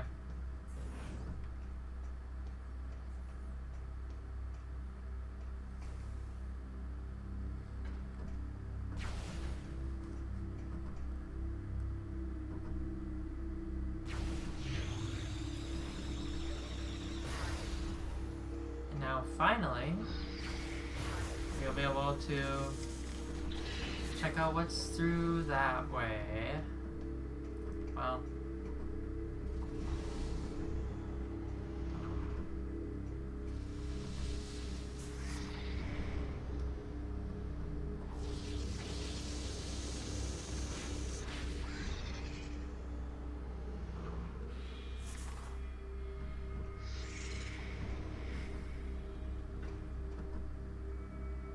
like I was saying, we can figure out what is through that way.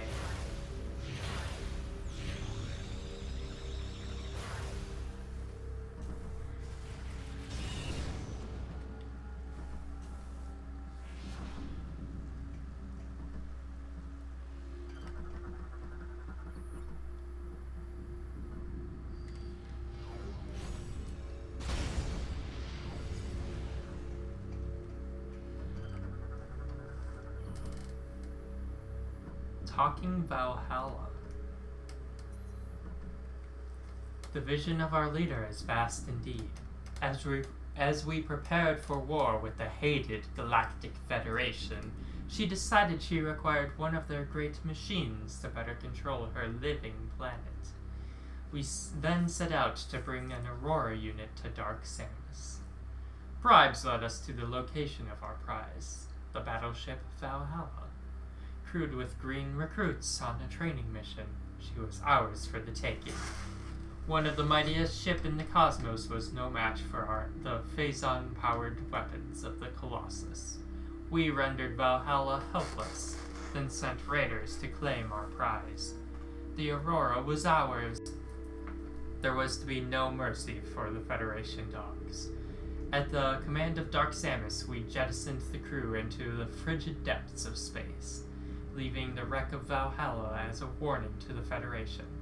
Let them tremble before our might.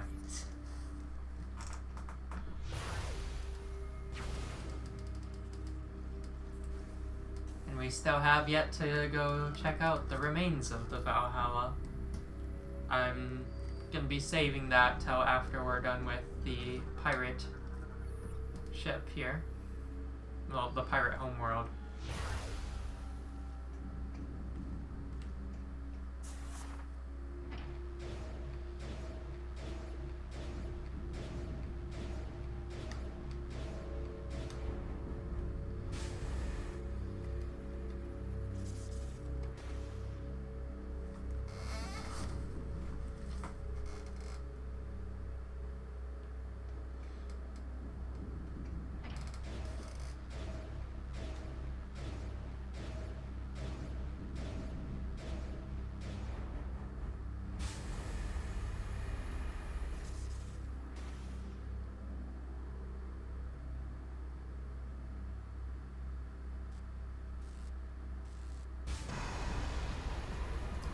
Why, hello there.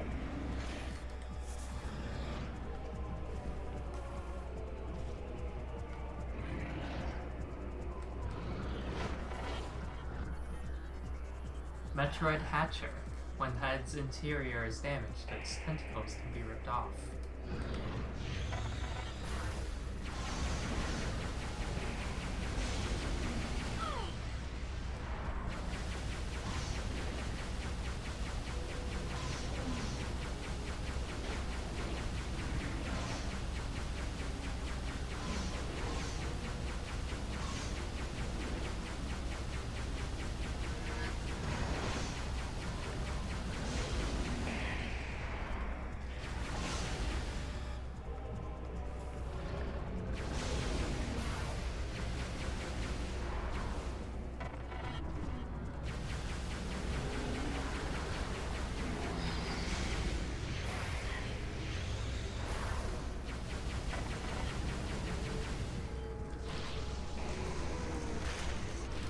There goes one of its tentacles.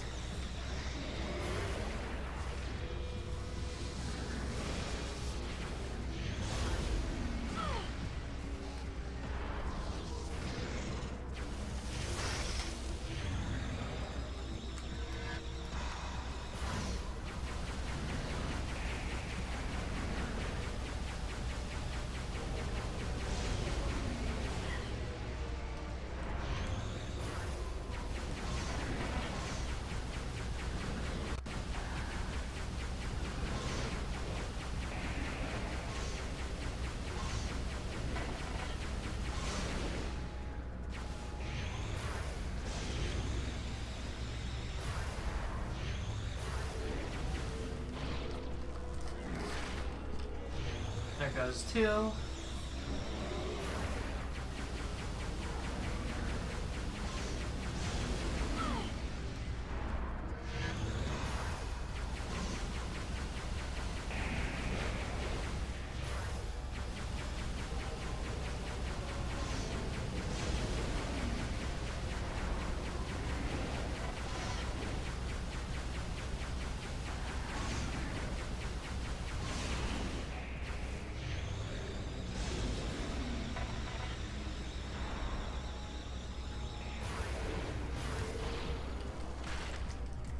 Three.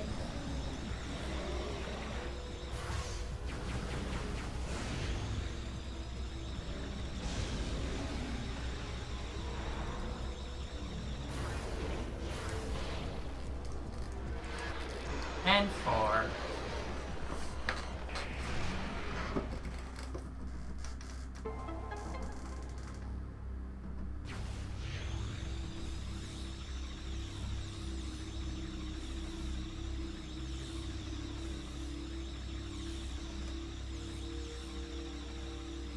All the health pickups are nice.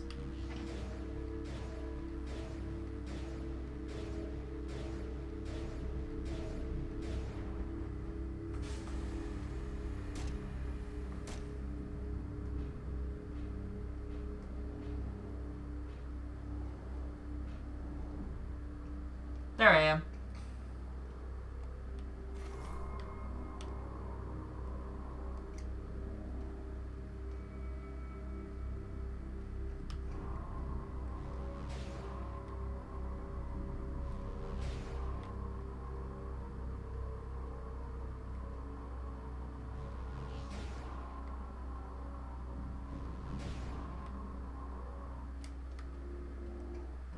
Get this energy tank.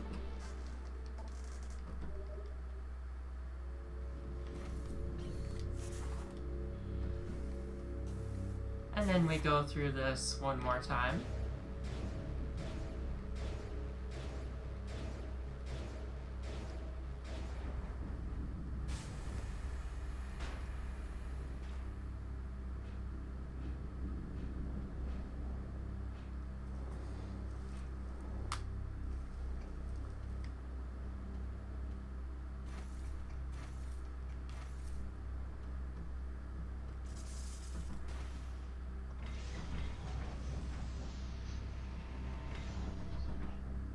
And that sets up a little screw attack thing while jumping surface.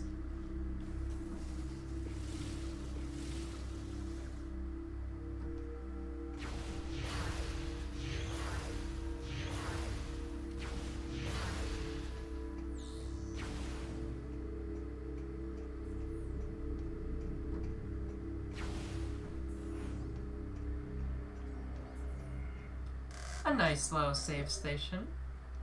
Very welcome.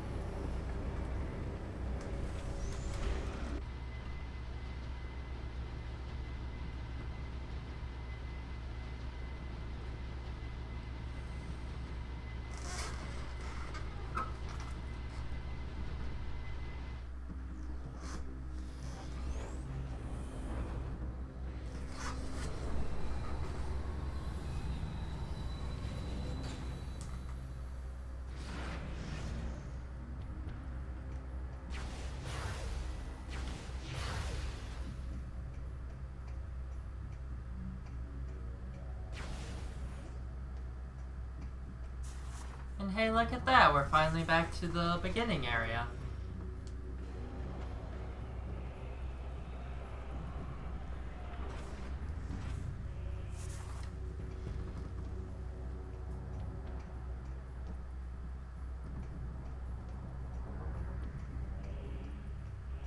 Also, I haven't pointed this out, but the theme for the Pirate Homeworld is actually a remix of the Space Pirates theme as it was in Super Metroid, and then later in Zero Mission.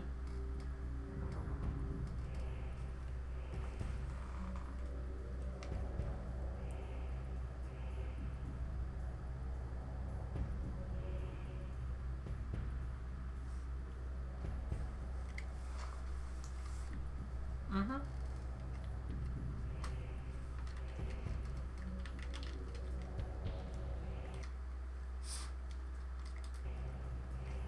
There we go.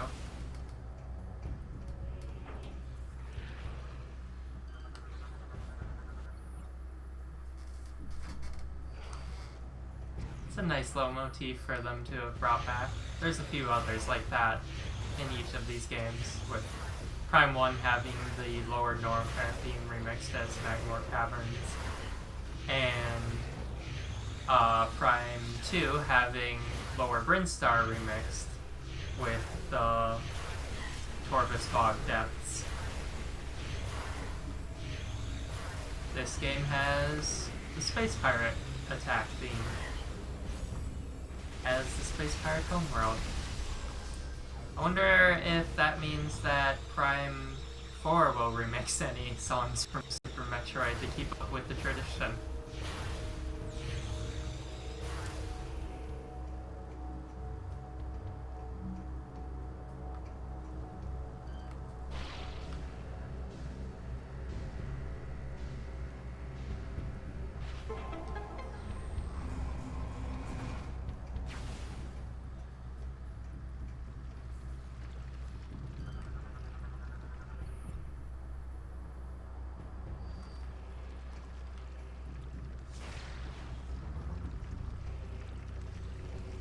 Alright, I can just walk through that because of the thing protecting me.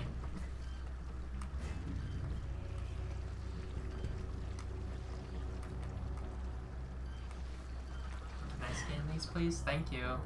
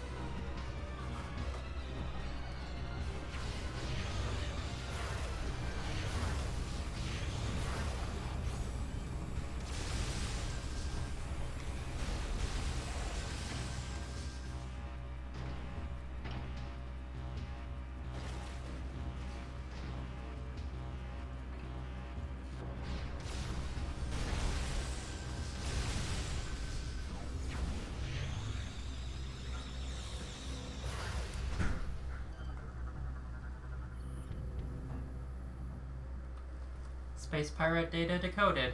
Entry purification. Our great leader, with the aid of our captured Aurora unit, has discovered many of Phase's secrets. Dark Samus can now command the living world to send forth Phazon's seeds. She was eager to test this new power. When we heard the first world to receive this blessing was our homeworld, we rejoiced. The seed was sent into our void, and quickly made its way to our homeworld. Our brethren foolishly tried to repel it, but their efforts were in vain. To think, once we were as pathetic as them. Now the deed is done, and slowly our homeworld becomes like Phase. Soon there will be 2 living planets, 2 Phazon sources for our great leader to use as she sees fit. Soon there will be thousands of new disciples for her to command.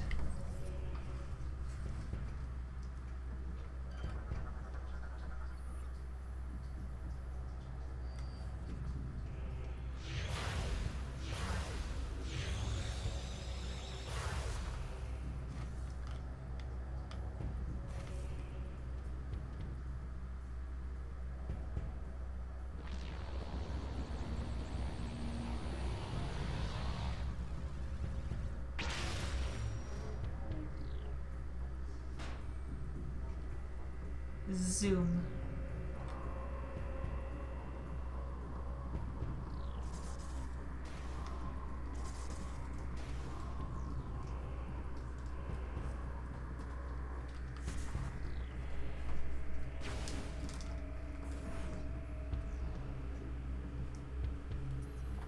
Just want to make sure there wasn't anything that I missed. Does not seem like it.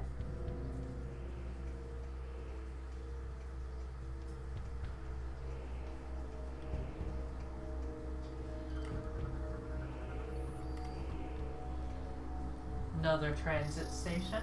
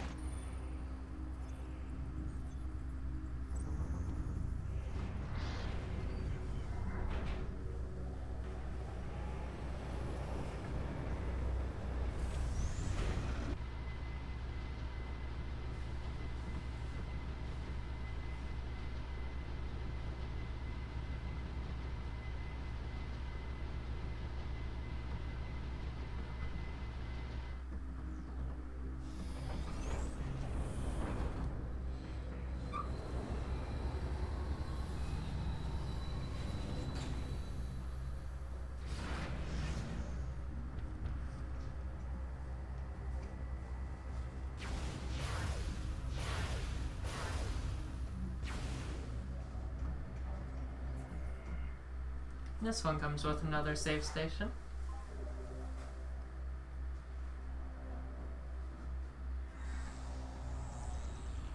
Alright. I'm gonna take a 2-minute break. So I'll be right back.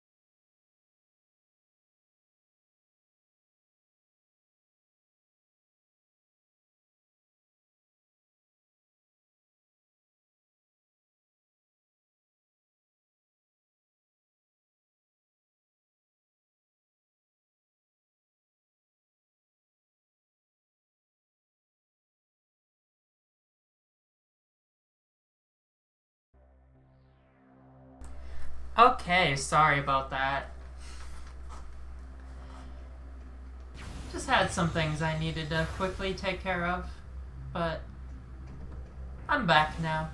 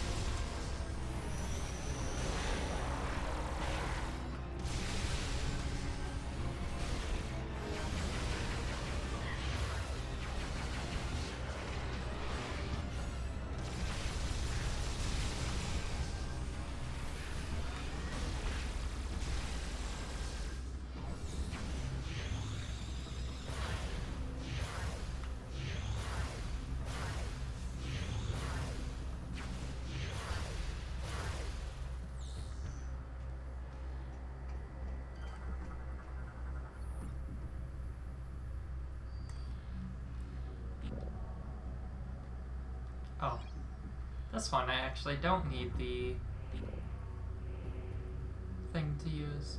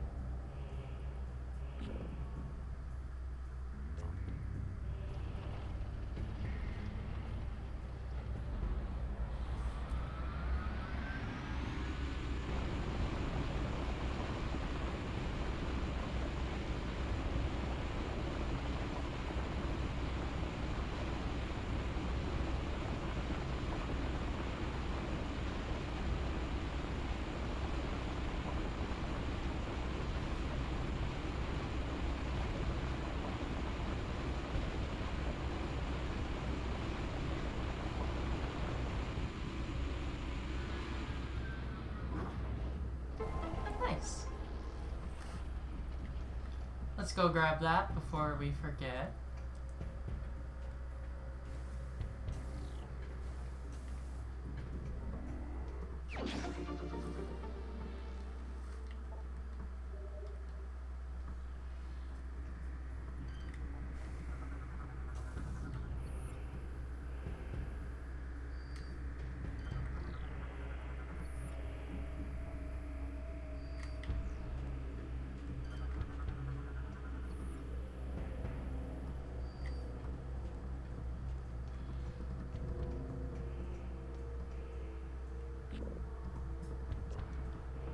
And now we can excavate this other wall.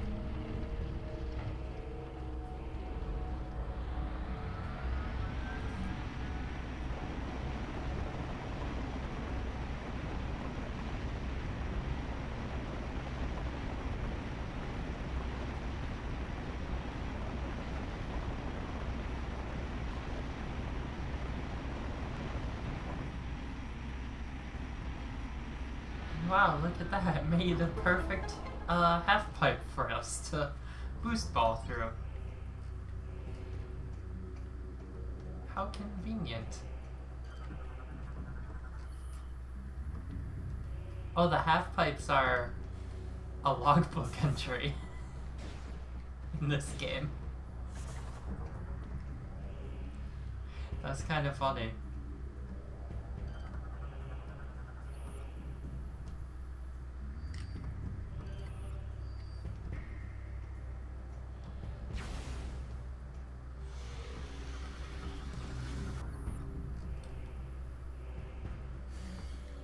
Okay.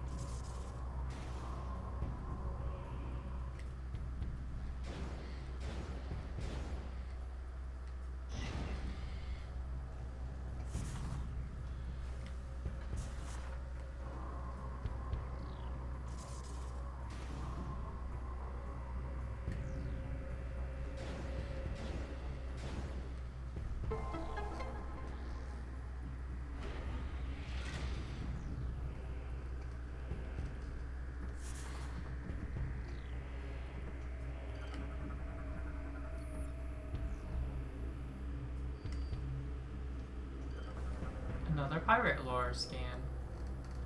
Vanguard. The time has come.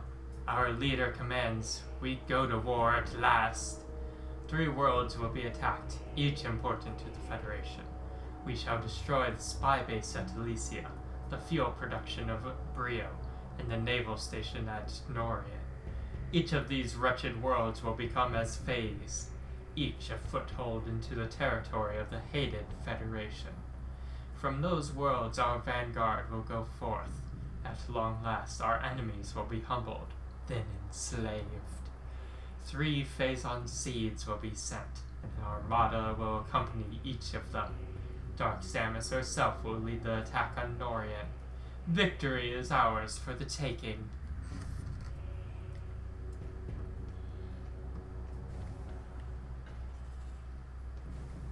I believe that just takes me back up that shaft that I just fell down, so I can just proceed forward and... Why, hello there.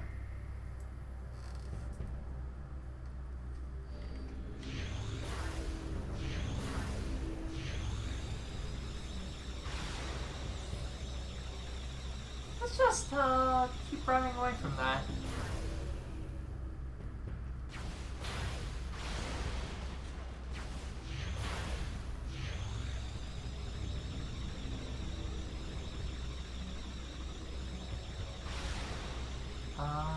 This way.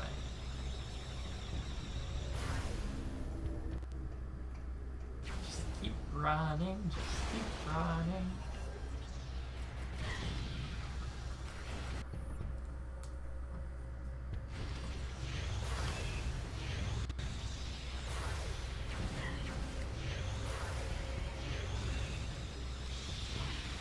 Ow.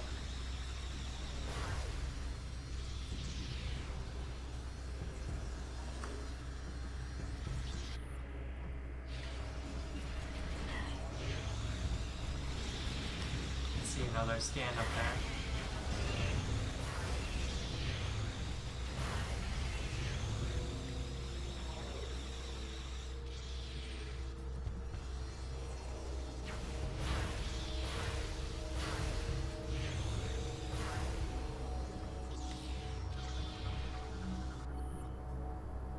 Victory and loss.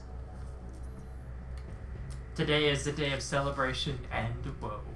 Our forces have taken planet Brio, leaving the Federation outpost there in cinders. Though we missed their spy base at Elysia, the planet itself was struck with a Phazon seed. But Norian was a failure, all thanks to the cursed hunter Samus Aran. All is lost, however.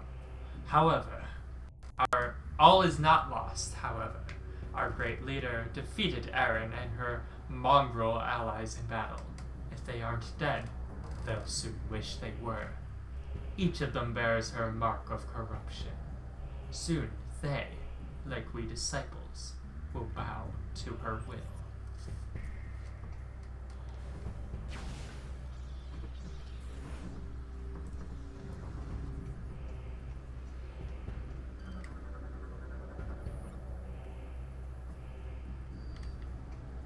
Looks like there's a new item.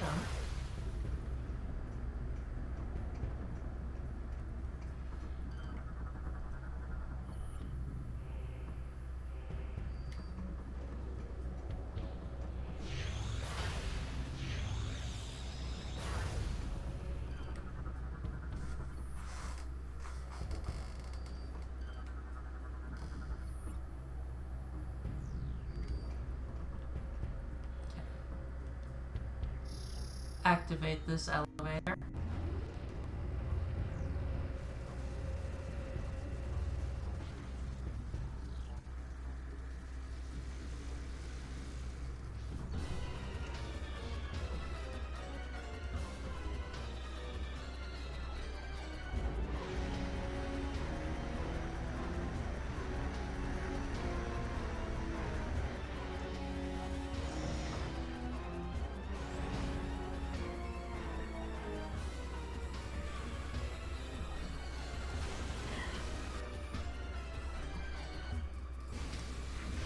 So this whole part is actually kind of fun.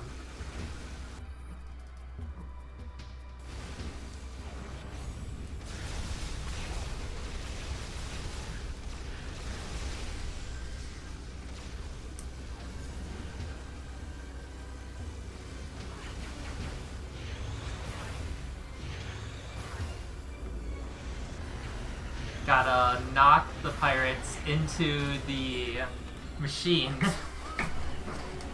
and then blast at it while it's vulnerable. The pirates will infinitely spawn otherwise, so this is the only way to victory through this.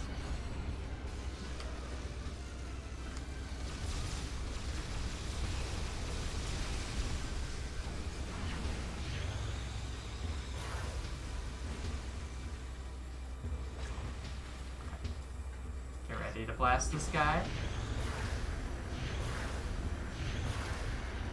Goodbye.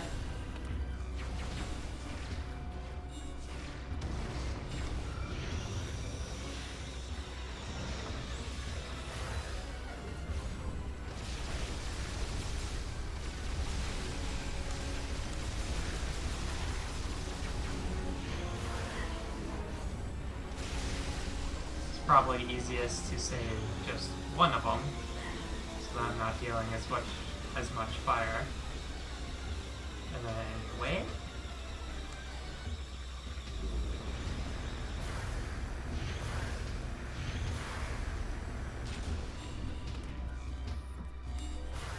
Yep, still have scan for that.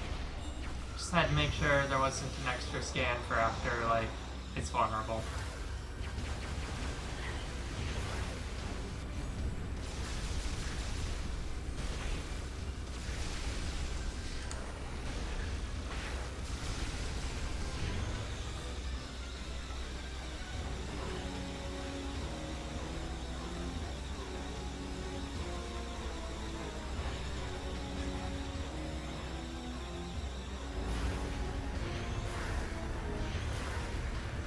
Goodbye.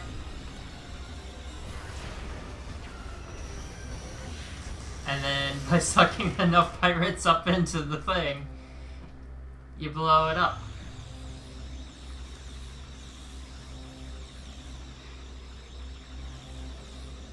Something just fun and satisfying about seeing that happen. But now we get a new beam. The Nova Beam is what's called in this game. Ironically, this one looks a lot more like the Plasma Beam in the 2D games, which is green. But in the 3D games, they made it like a fire-based weapon. But this one is able to penetrate through like the what did they call it? The phasite? Like basically the phazon walls like this. And then using the X-ray visor, you can see through and spot the targets that you need to shoot.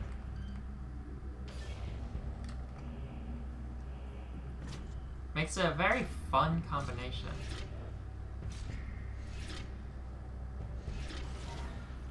Yeah, phasite. I just want to check what this is.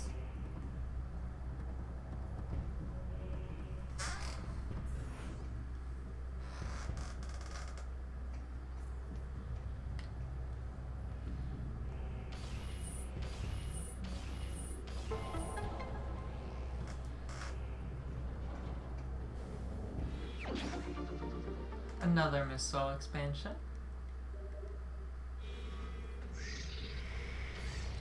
Oh, and this combination is also very useful because lots of enemies you can now see, zoom in, and then insta-kill them. Just like that. Super, super satisfying. Brio Falls. Command has received disturbing reports from Brio. Contact with our outpost there has been terminated. A coded blip trends showing Commander Rundus falling in battle to Samus has arrived. Worst of all, the Brionian seat has been demolished. The Hunter's might is great, and she is efficient as ever when it comes to disrupting our operations. Our spies within the Federation tell us she travels to Elysia soon. We plan on having an appropriate welcoming party in the place for her when she arrives. Commander Gore is a very accommodating host.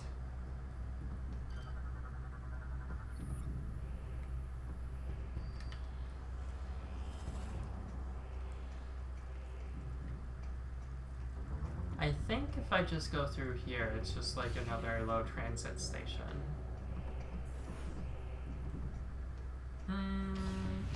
Oh no, it's a place to park my ship. So let's clear out the debris.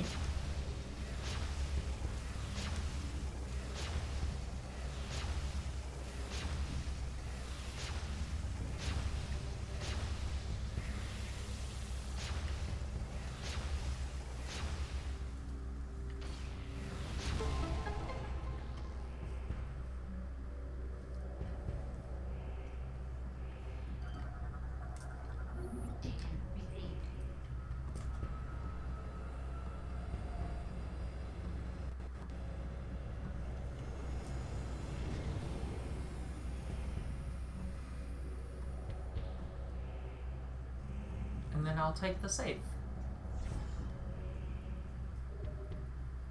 Don't need to enter my ship or anything.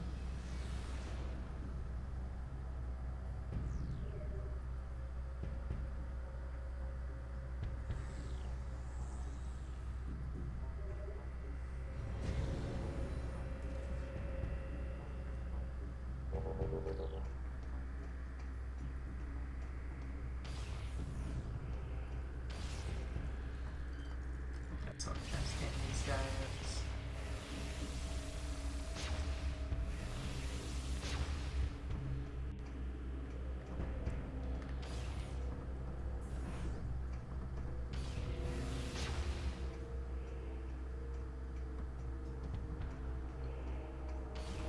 Let's check out what's through here.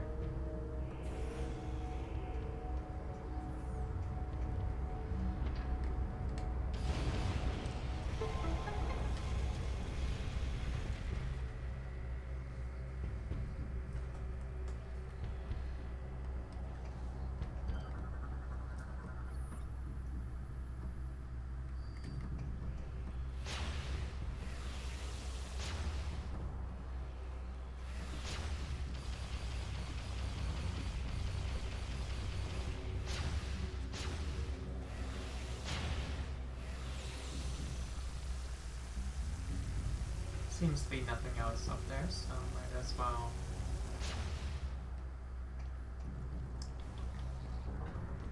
Go down.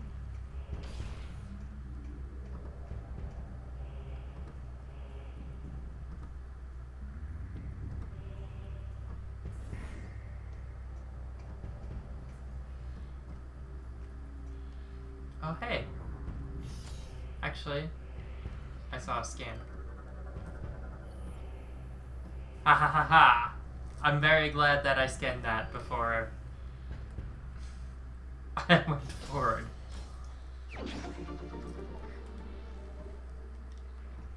Getting a whole lot of these energy cells, and I have yet to even explain what they're for.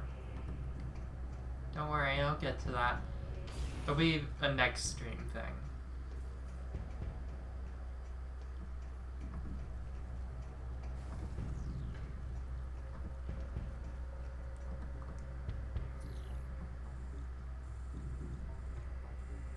Oh, okay, I see.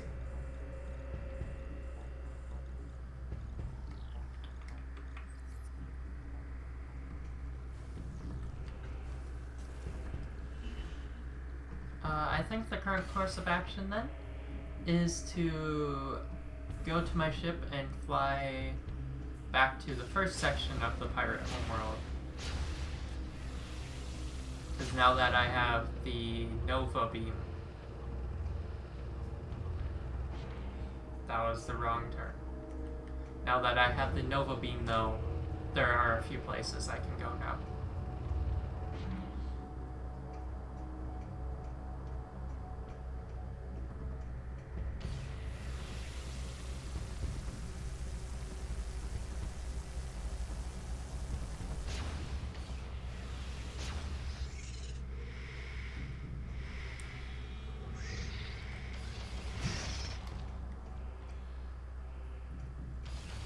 It's always so satisfying doing that. And there are space pirates I can do that too as well. And even some mini bosses.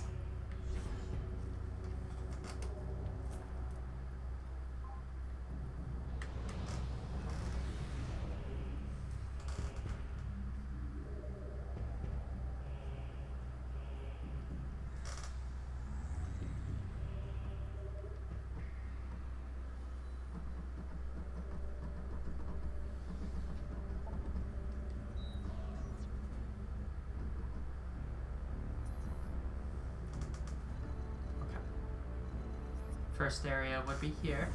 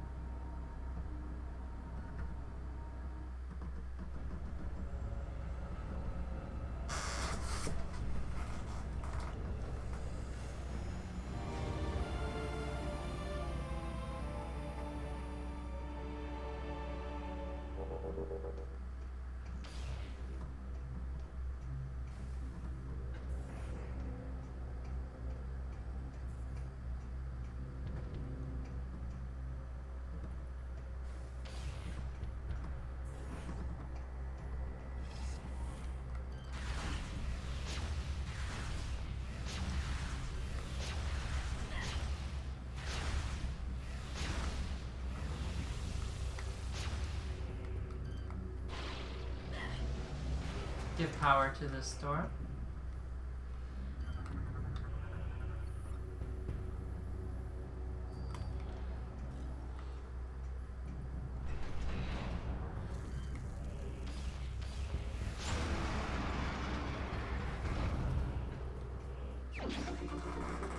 Break the elevator and then we get another missile expansion.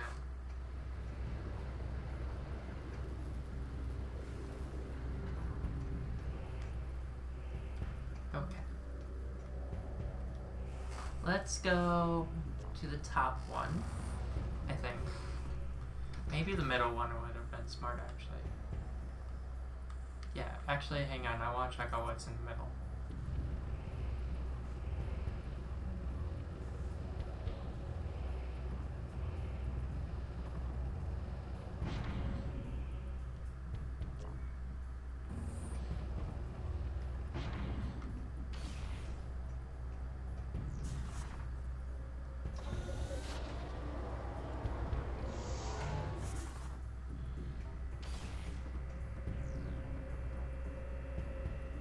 If I recall correctly. Yeah. This door rudely blocked us.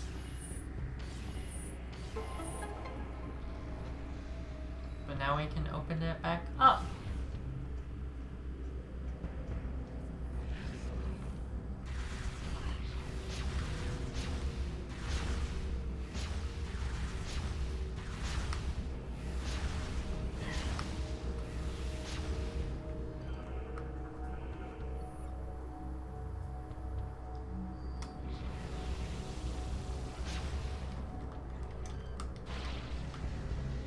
Drain the power from here to get this missile expansion.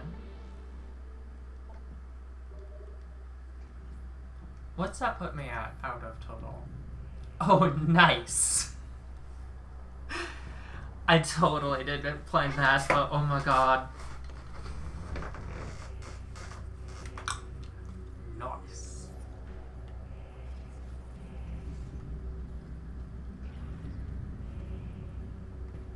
Anything over here for me to find? I think this is Yeah, I was through this room, but only through like this section. And now this is opened up, which allowed me to get that missile. Cool.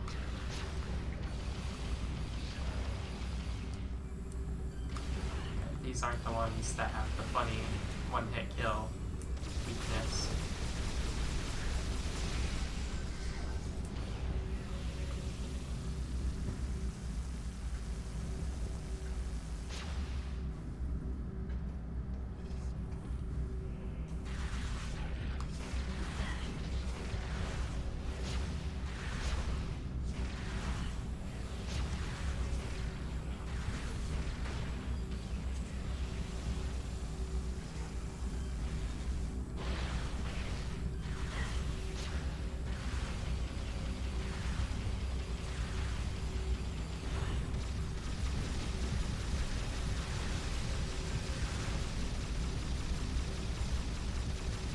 Annoyingly, the pirates can just immediately put you into a state of being overloaded on phase on. They throw those little grenades at you.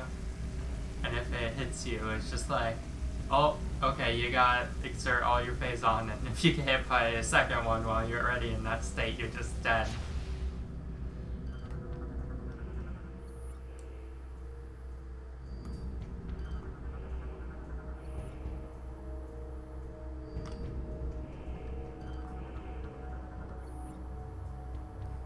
Yeah, that's what happened to me earlier. Like, way back on Brio. When I accidentally corrupted myself. That's how that happened. Okay.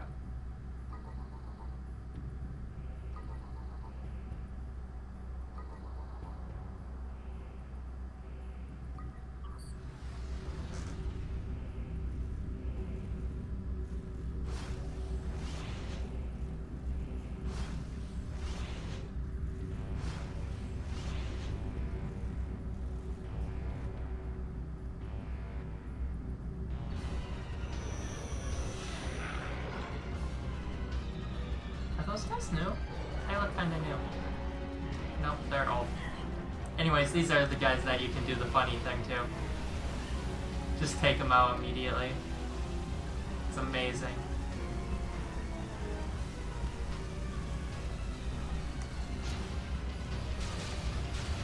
Gotta destroy all of those.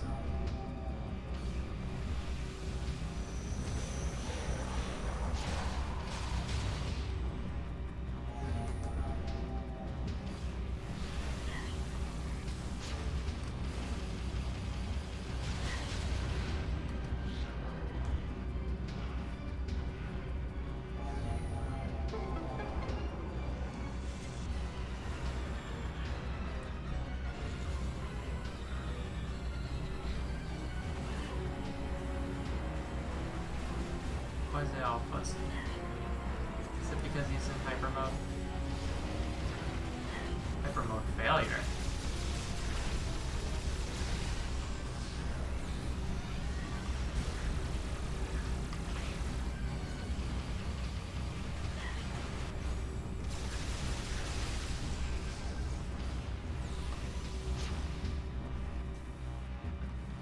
I guess hyper mode would make sense for why it would make like an X-ray scan all fuzzy, because Phazon is super radioactive.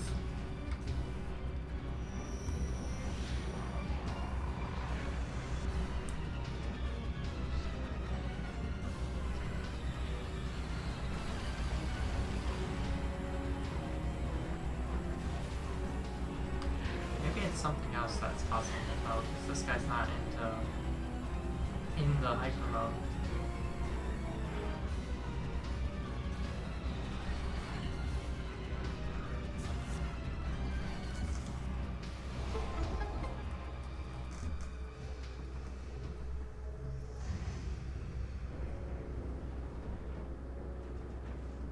Lowering the shields, and the Galactic Federation comes by and starts wrecking the pirates' shit up.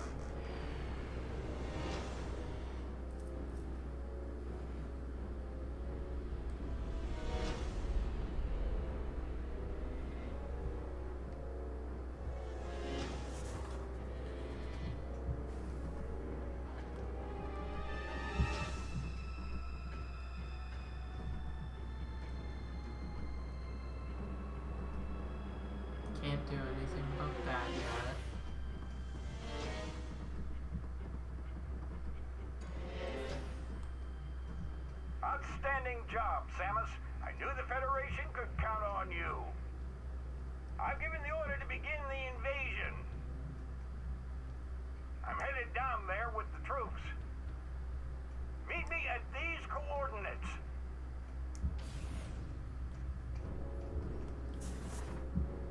I actually want to check out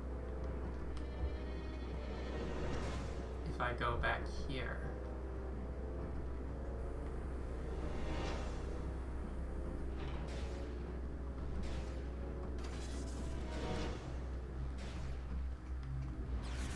Yes, here. Because I remember a spider ball path at the end of this, I think.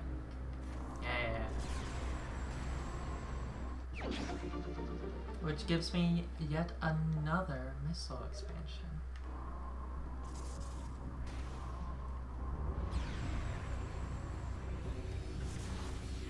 And then that lets me do this. Getting over this road.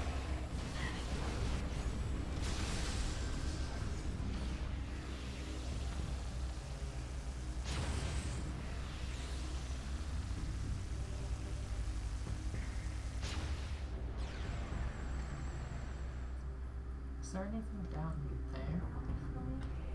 Oh, guess I'm checking.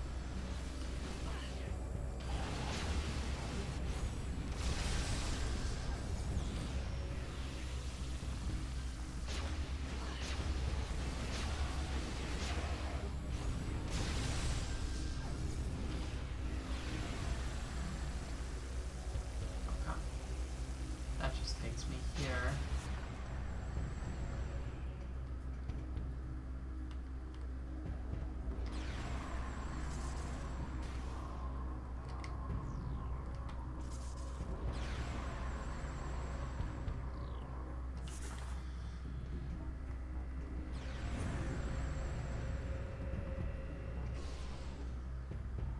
Oh.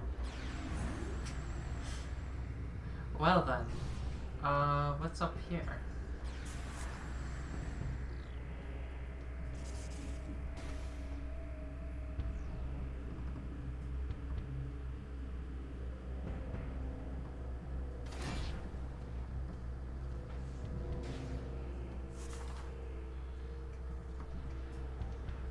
Oh, this just takes me here.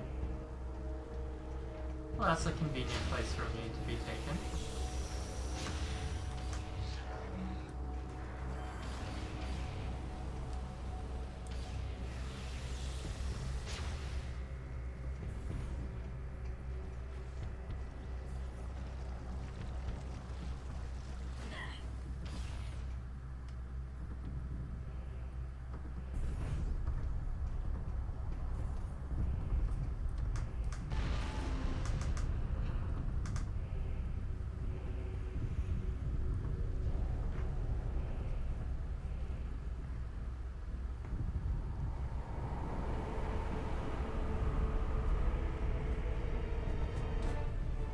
Outstanding work, Samus.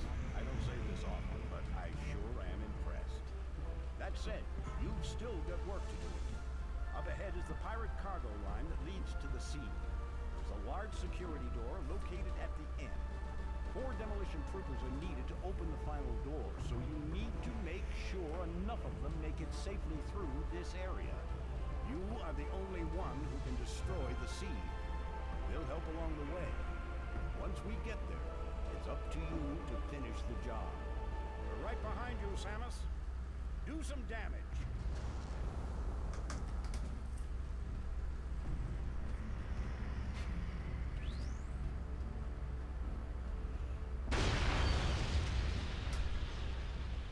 Alright then.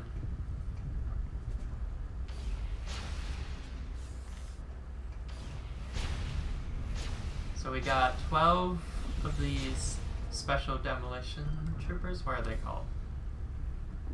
Can I scan you, please? Yeah, demolition trooper. Federation trooper outfitted with explosive space weaponry.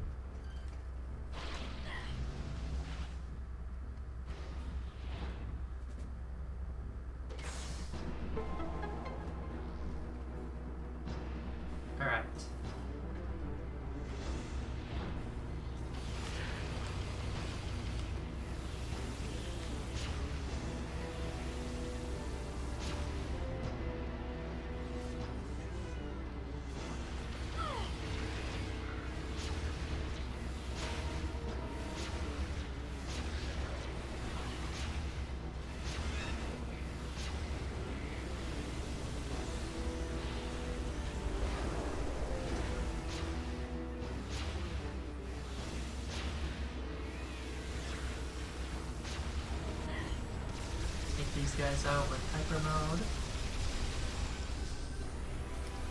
Some Dark Troopers.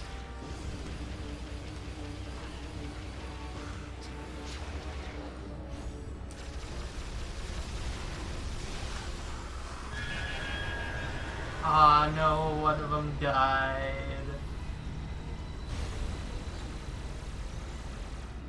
Okay, where are these next pirates?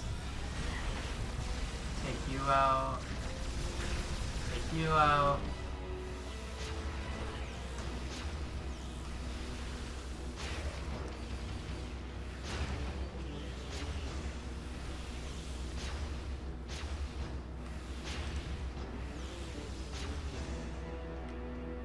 Alright.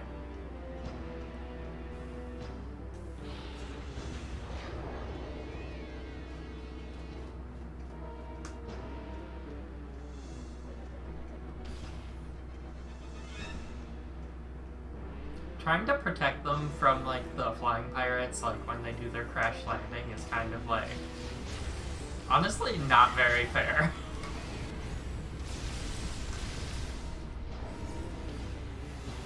Thankfully, I don't think I've ever not had enough pirate or troopers for this. But I've also never done this without letting one of them die on accident. So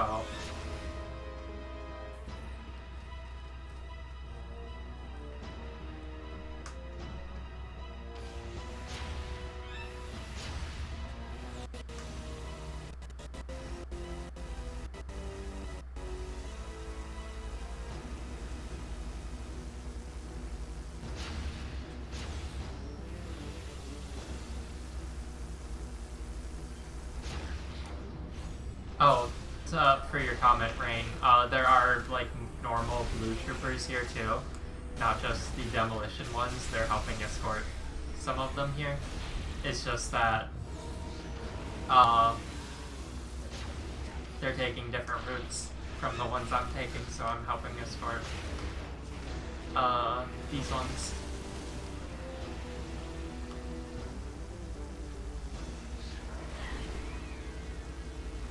And it's only the yellow ones that I have to really worry about.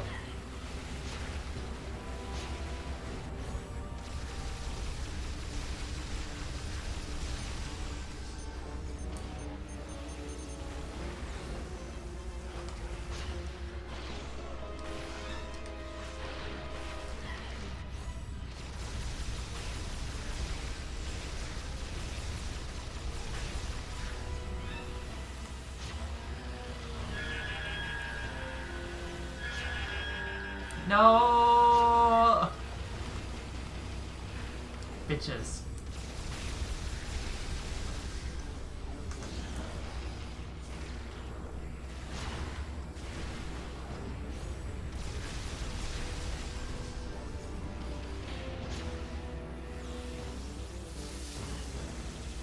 Ow.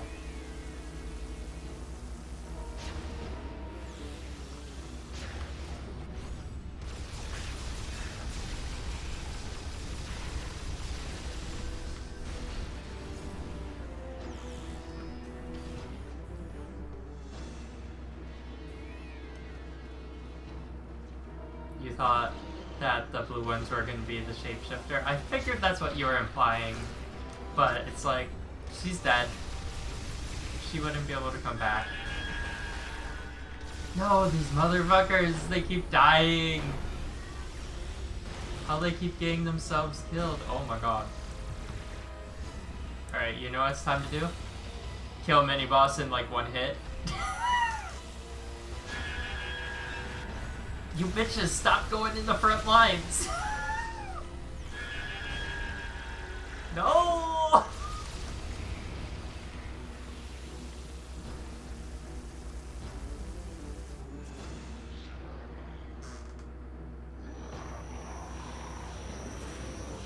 Okay, it's the ones that I can kill in one hit though, so...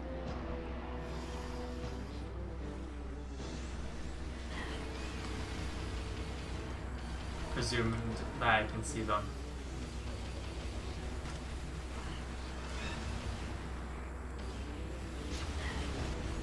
know what?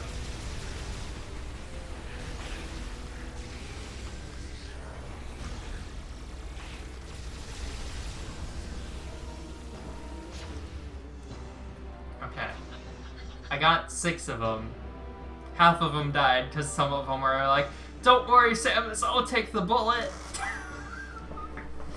Get down, Mr. President. So, no, you motherfuckers, you need to stay alive.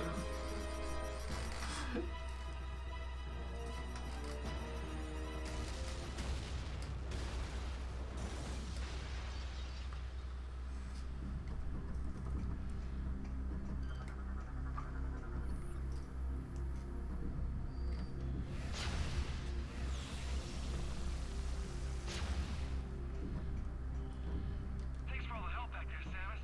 I almost thought we weren't gonna make it when those commandos showed up. We owe you one. What do you say? The entrance to the seed should be just through this cargo door. We'll keep the area clear while you go on ahead. Good luck. The little bits of talking to the NPCs kind of give the same vibes as talking to like Oblivion NPCs.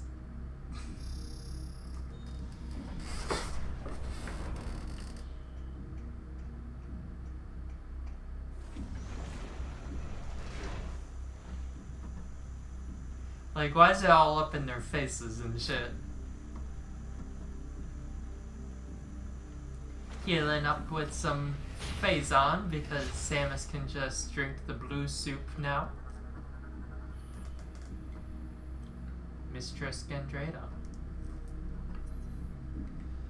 Mistress Gandrada is the last of our leader's field commanders. We hope that she will succeed where the others have not. We hope she will slay the wretched hunter. Gandrada tests our mettle often. She moves among us in our form, watching us, looking for signs of weakness. Several unfaithful disciples have been ended violently. Those who survive will be stronger, ready for the hunter that comes for them from the void. Gandrada has vowed to present Aaron's bloody helmet to Dark Samus as tribute. We hope she'll fulfill that vow.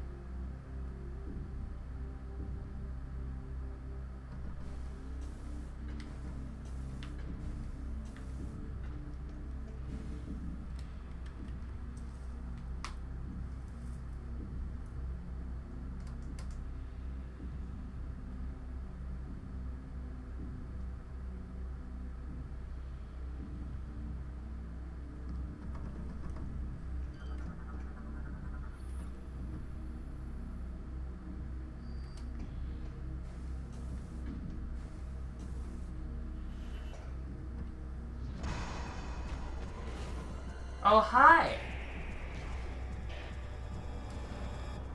Ouchie, ouch.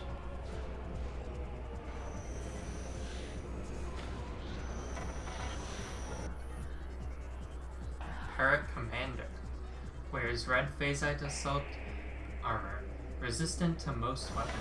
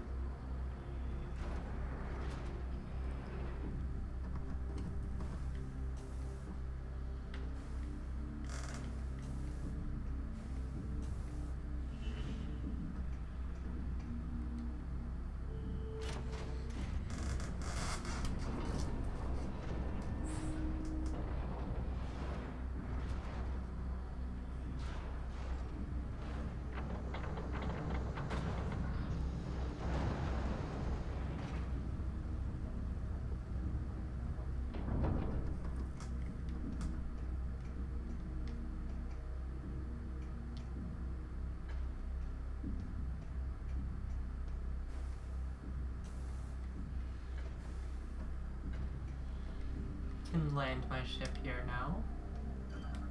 Well, first I can blow this up.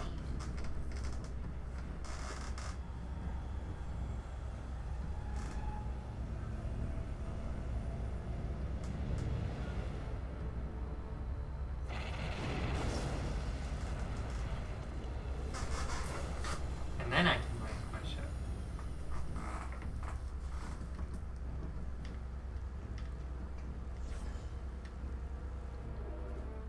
Alright.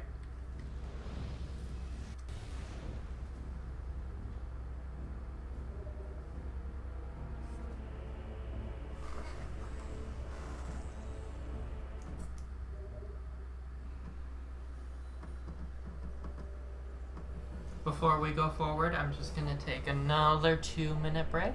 I'll be right back.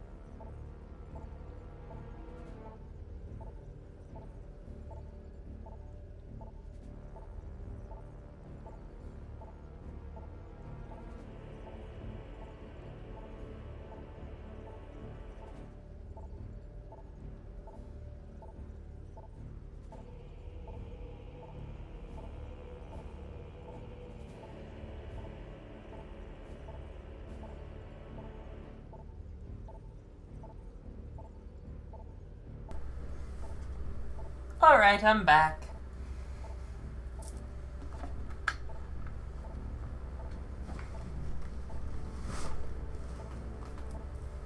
It's time to go fight the Guardian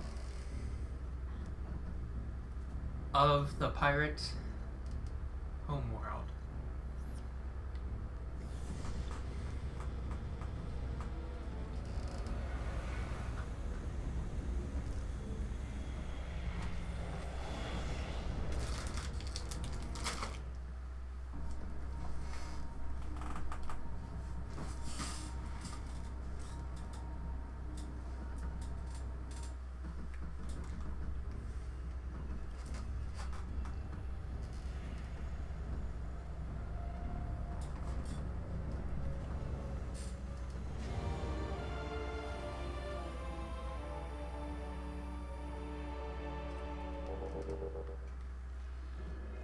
Make sure there's no more scans in here.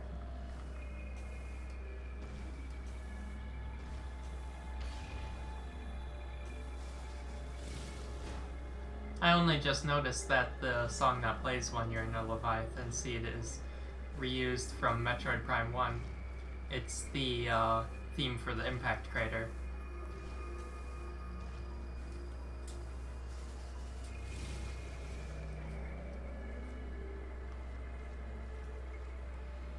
Hello.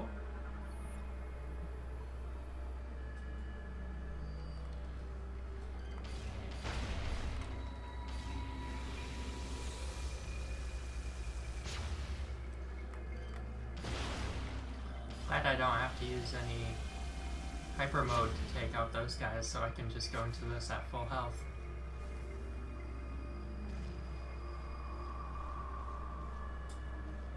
Alright, are we ready? It's Ridley time! Guess who's back, bitches?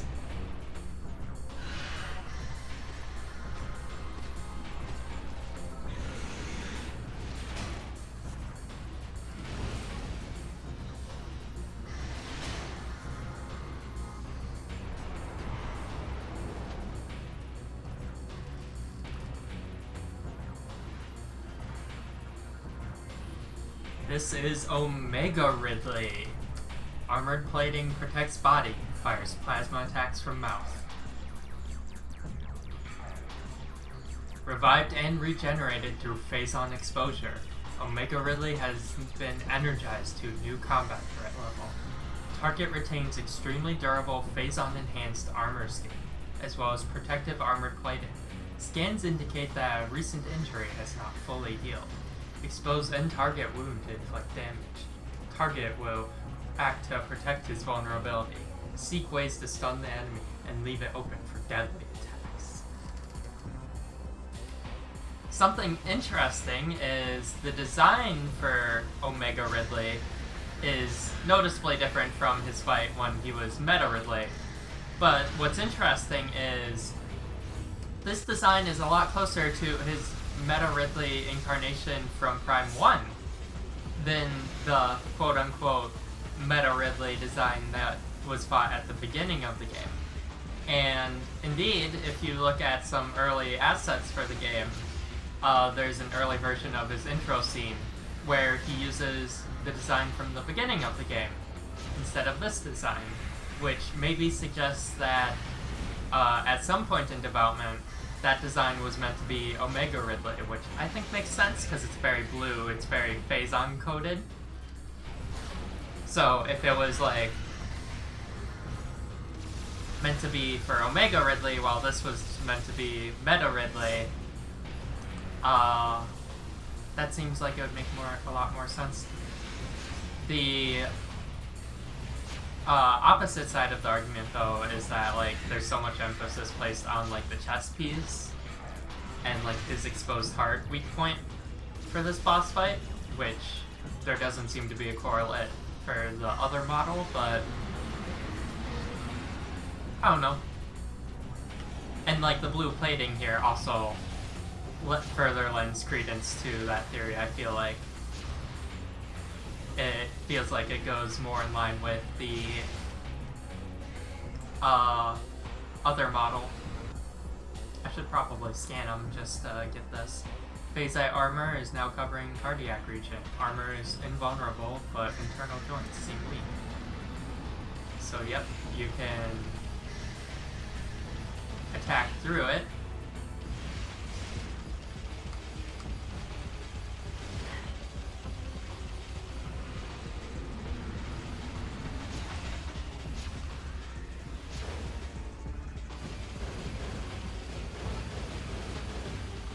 Try and break the armor as well.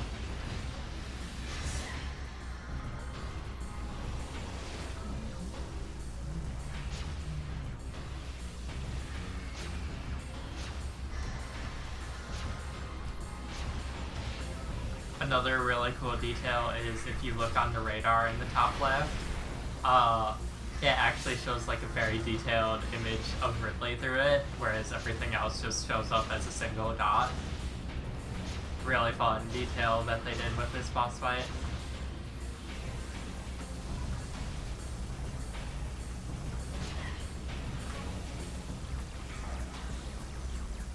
I also like to think that the name Omega Ridley is ultimately derived from the Omega Pirate, which we fought late into Prime 1. Seeing as they're both heavily modified by Phazon, and also, you know, bosses late into their respective games. But that much is a given.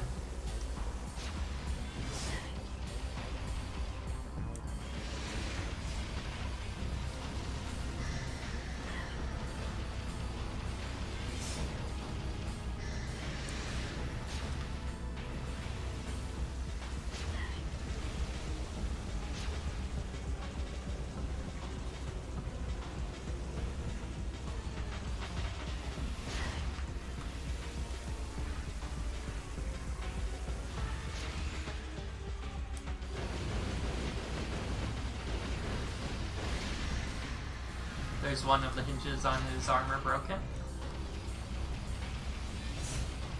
Luckily, it seems like you can still get some shots on his weak point by using the X-ray visor.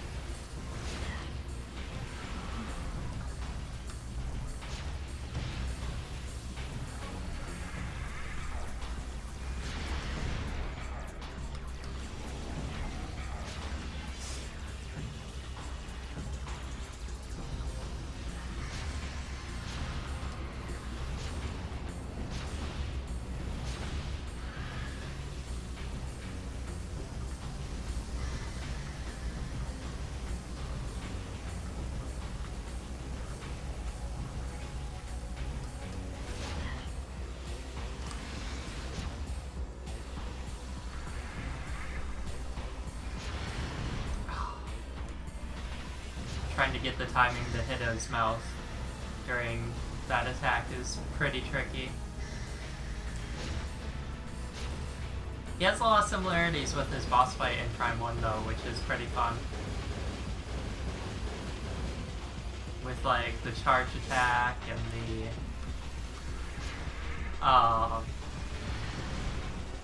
him swinging like his tail around, doing like the laser sweep with his fire, with like his plasma breath.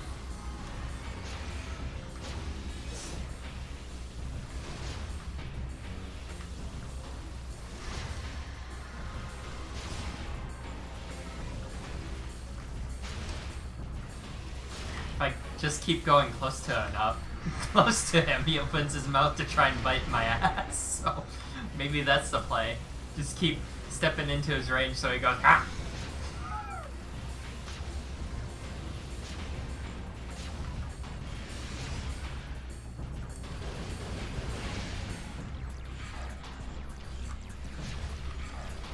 His weak point is at last exposed again. Oh, but now he's gonna start flying around.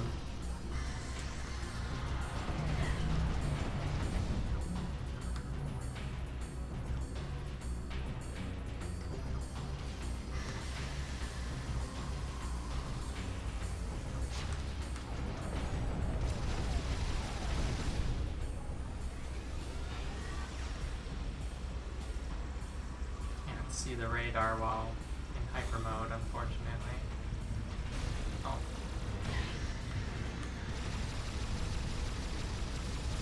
Does that little slam when he comes down from flying too, which is also something he does in his Prime 1 boss fight.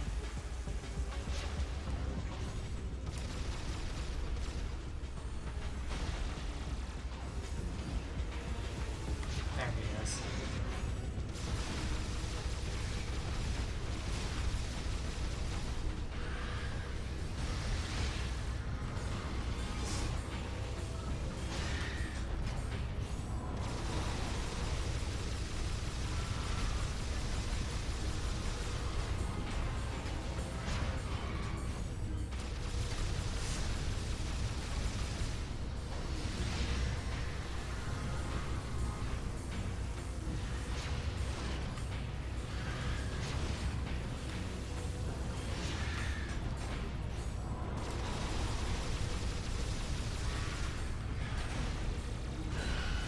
Got him.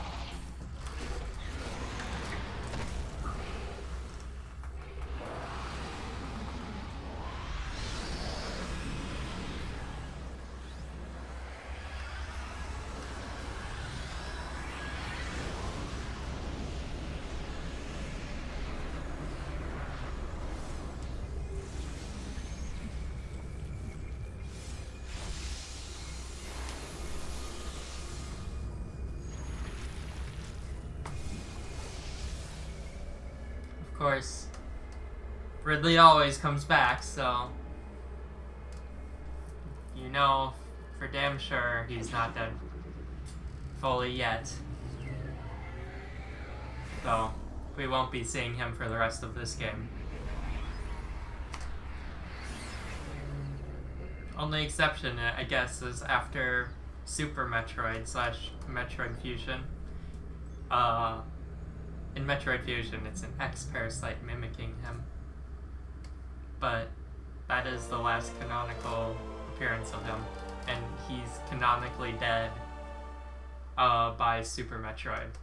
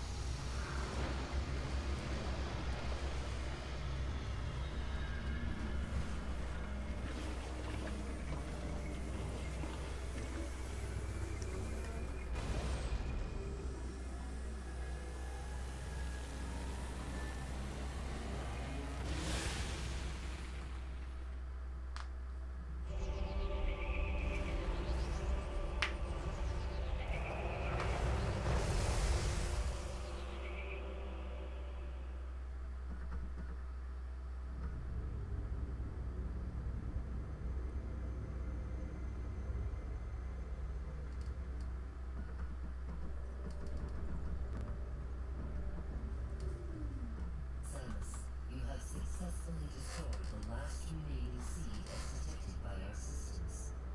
The spread of Phazon corruption has been stopped. This is a great day for the Federation. However, there is one more mission to complete. Skytown's Aurora Unit 217 reports that it has discovered the origin of the Leviathan attacks. It appears that this is where Dark Samus and her main pirate force are stationed. Destroying them will require a full-scale attack. Unfortunately, this location is so far away it cannot be reached by conventional space travel. We must instead create a wormhole to reach it. The pirates have constructed a Leviathan battleship, which is in orbit around this planet. If we can board this battleship, we may be able to force it to open a wormhole. Large energy surges consistent with a warp device are traveling between the pirates' planet and the Leviathan battleship. It appears the pirates are using this warp device to link to the ship. We will upload the coordinates of this device to you now.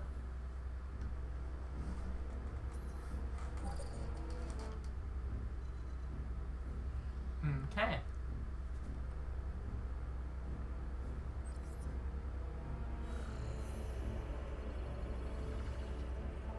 For now, though, I think I'm gonna call it there. I'll go back to Planet Norian, just so I can have a little safe space to save. But tomorrow, I will be coming back to Metroid Prime 3. We'll be getting the rest of the items, doing this one last little chunk of the game, and then going to Planet Phase to confront Dark Samus. So I hope to see you guys then.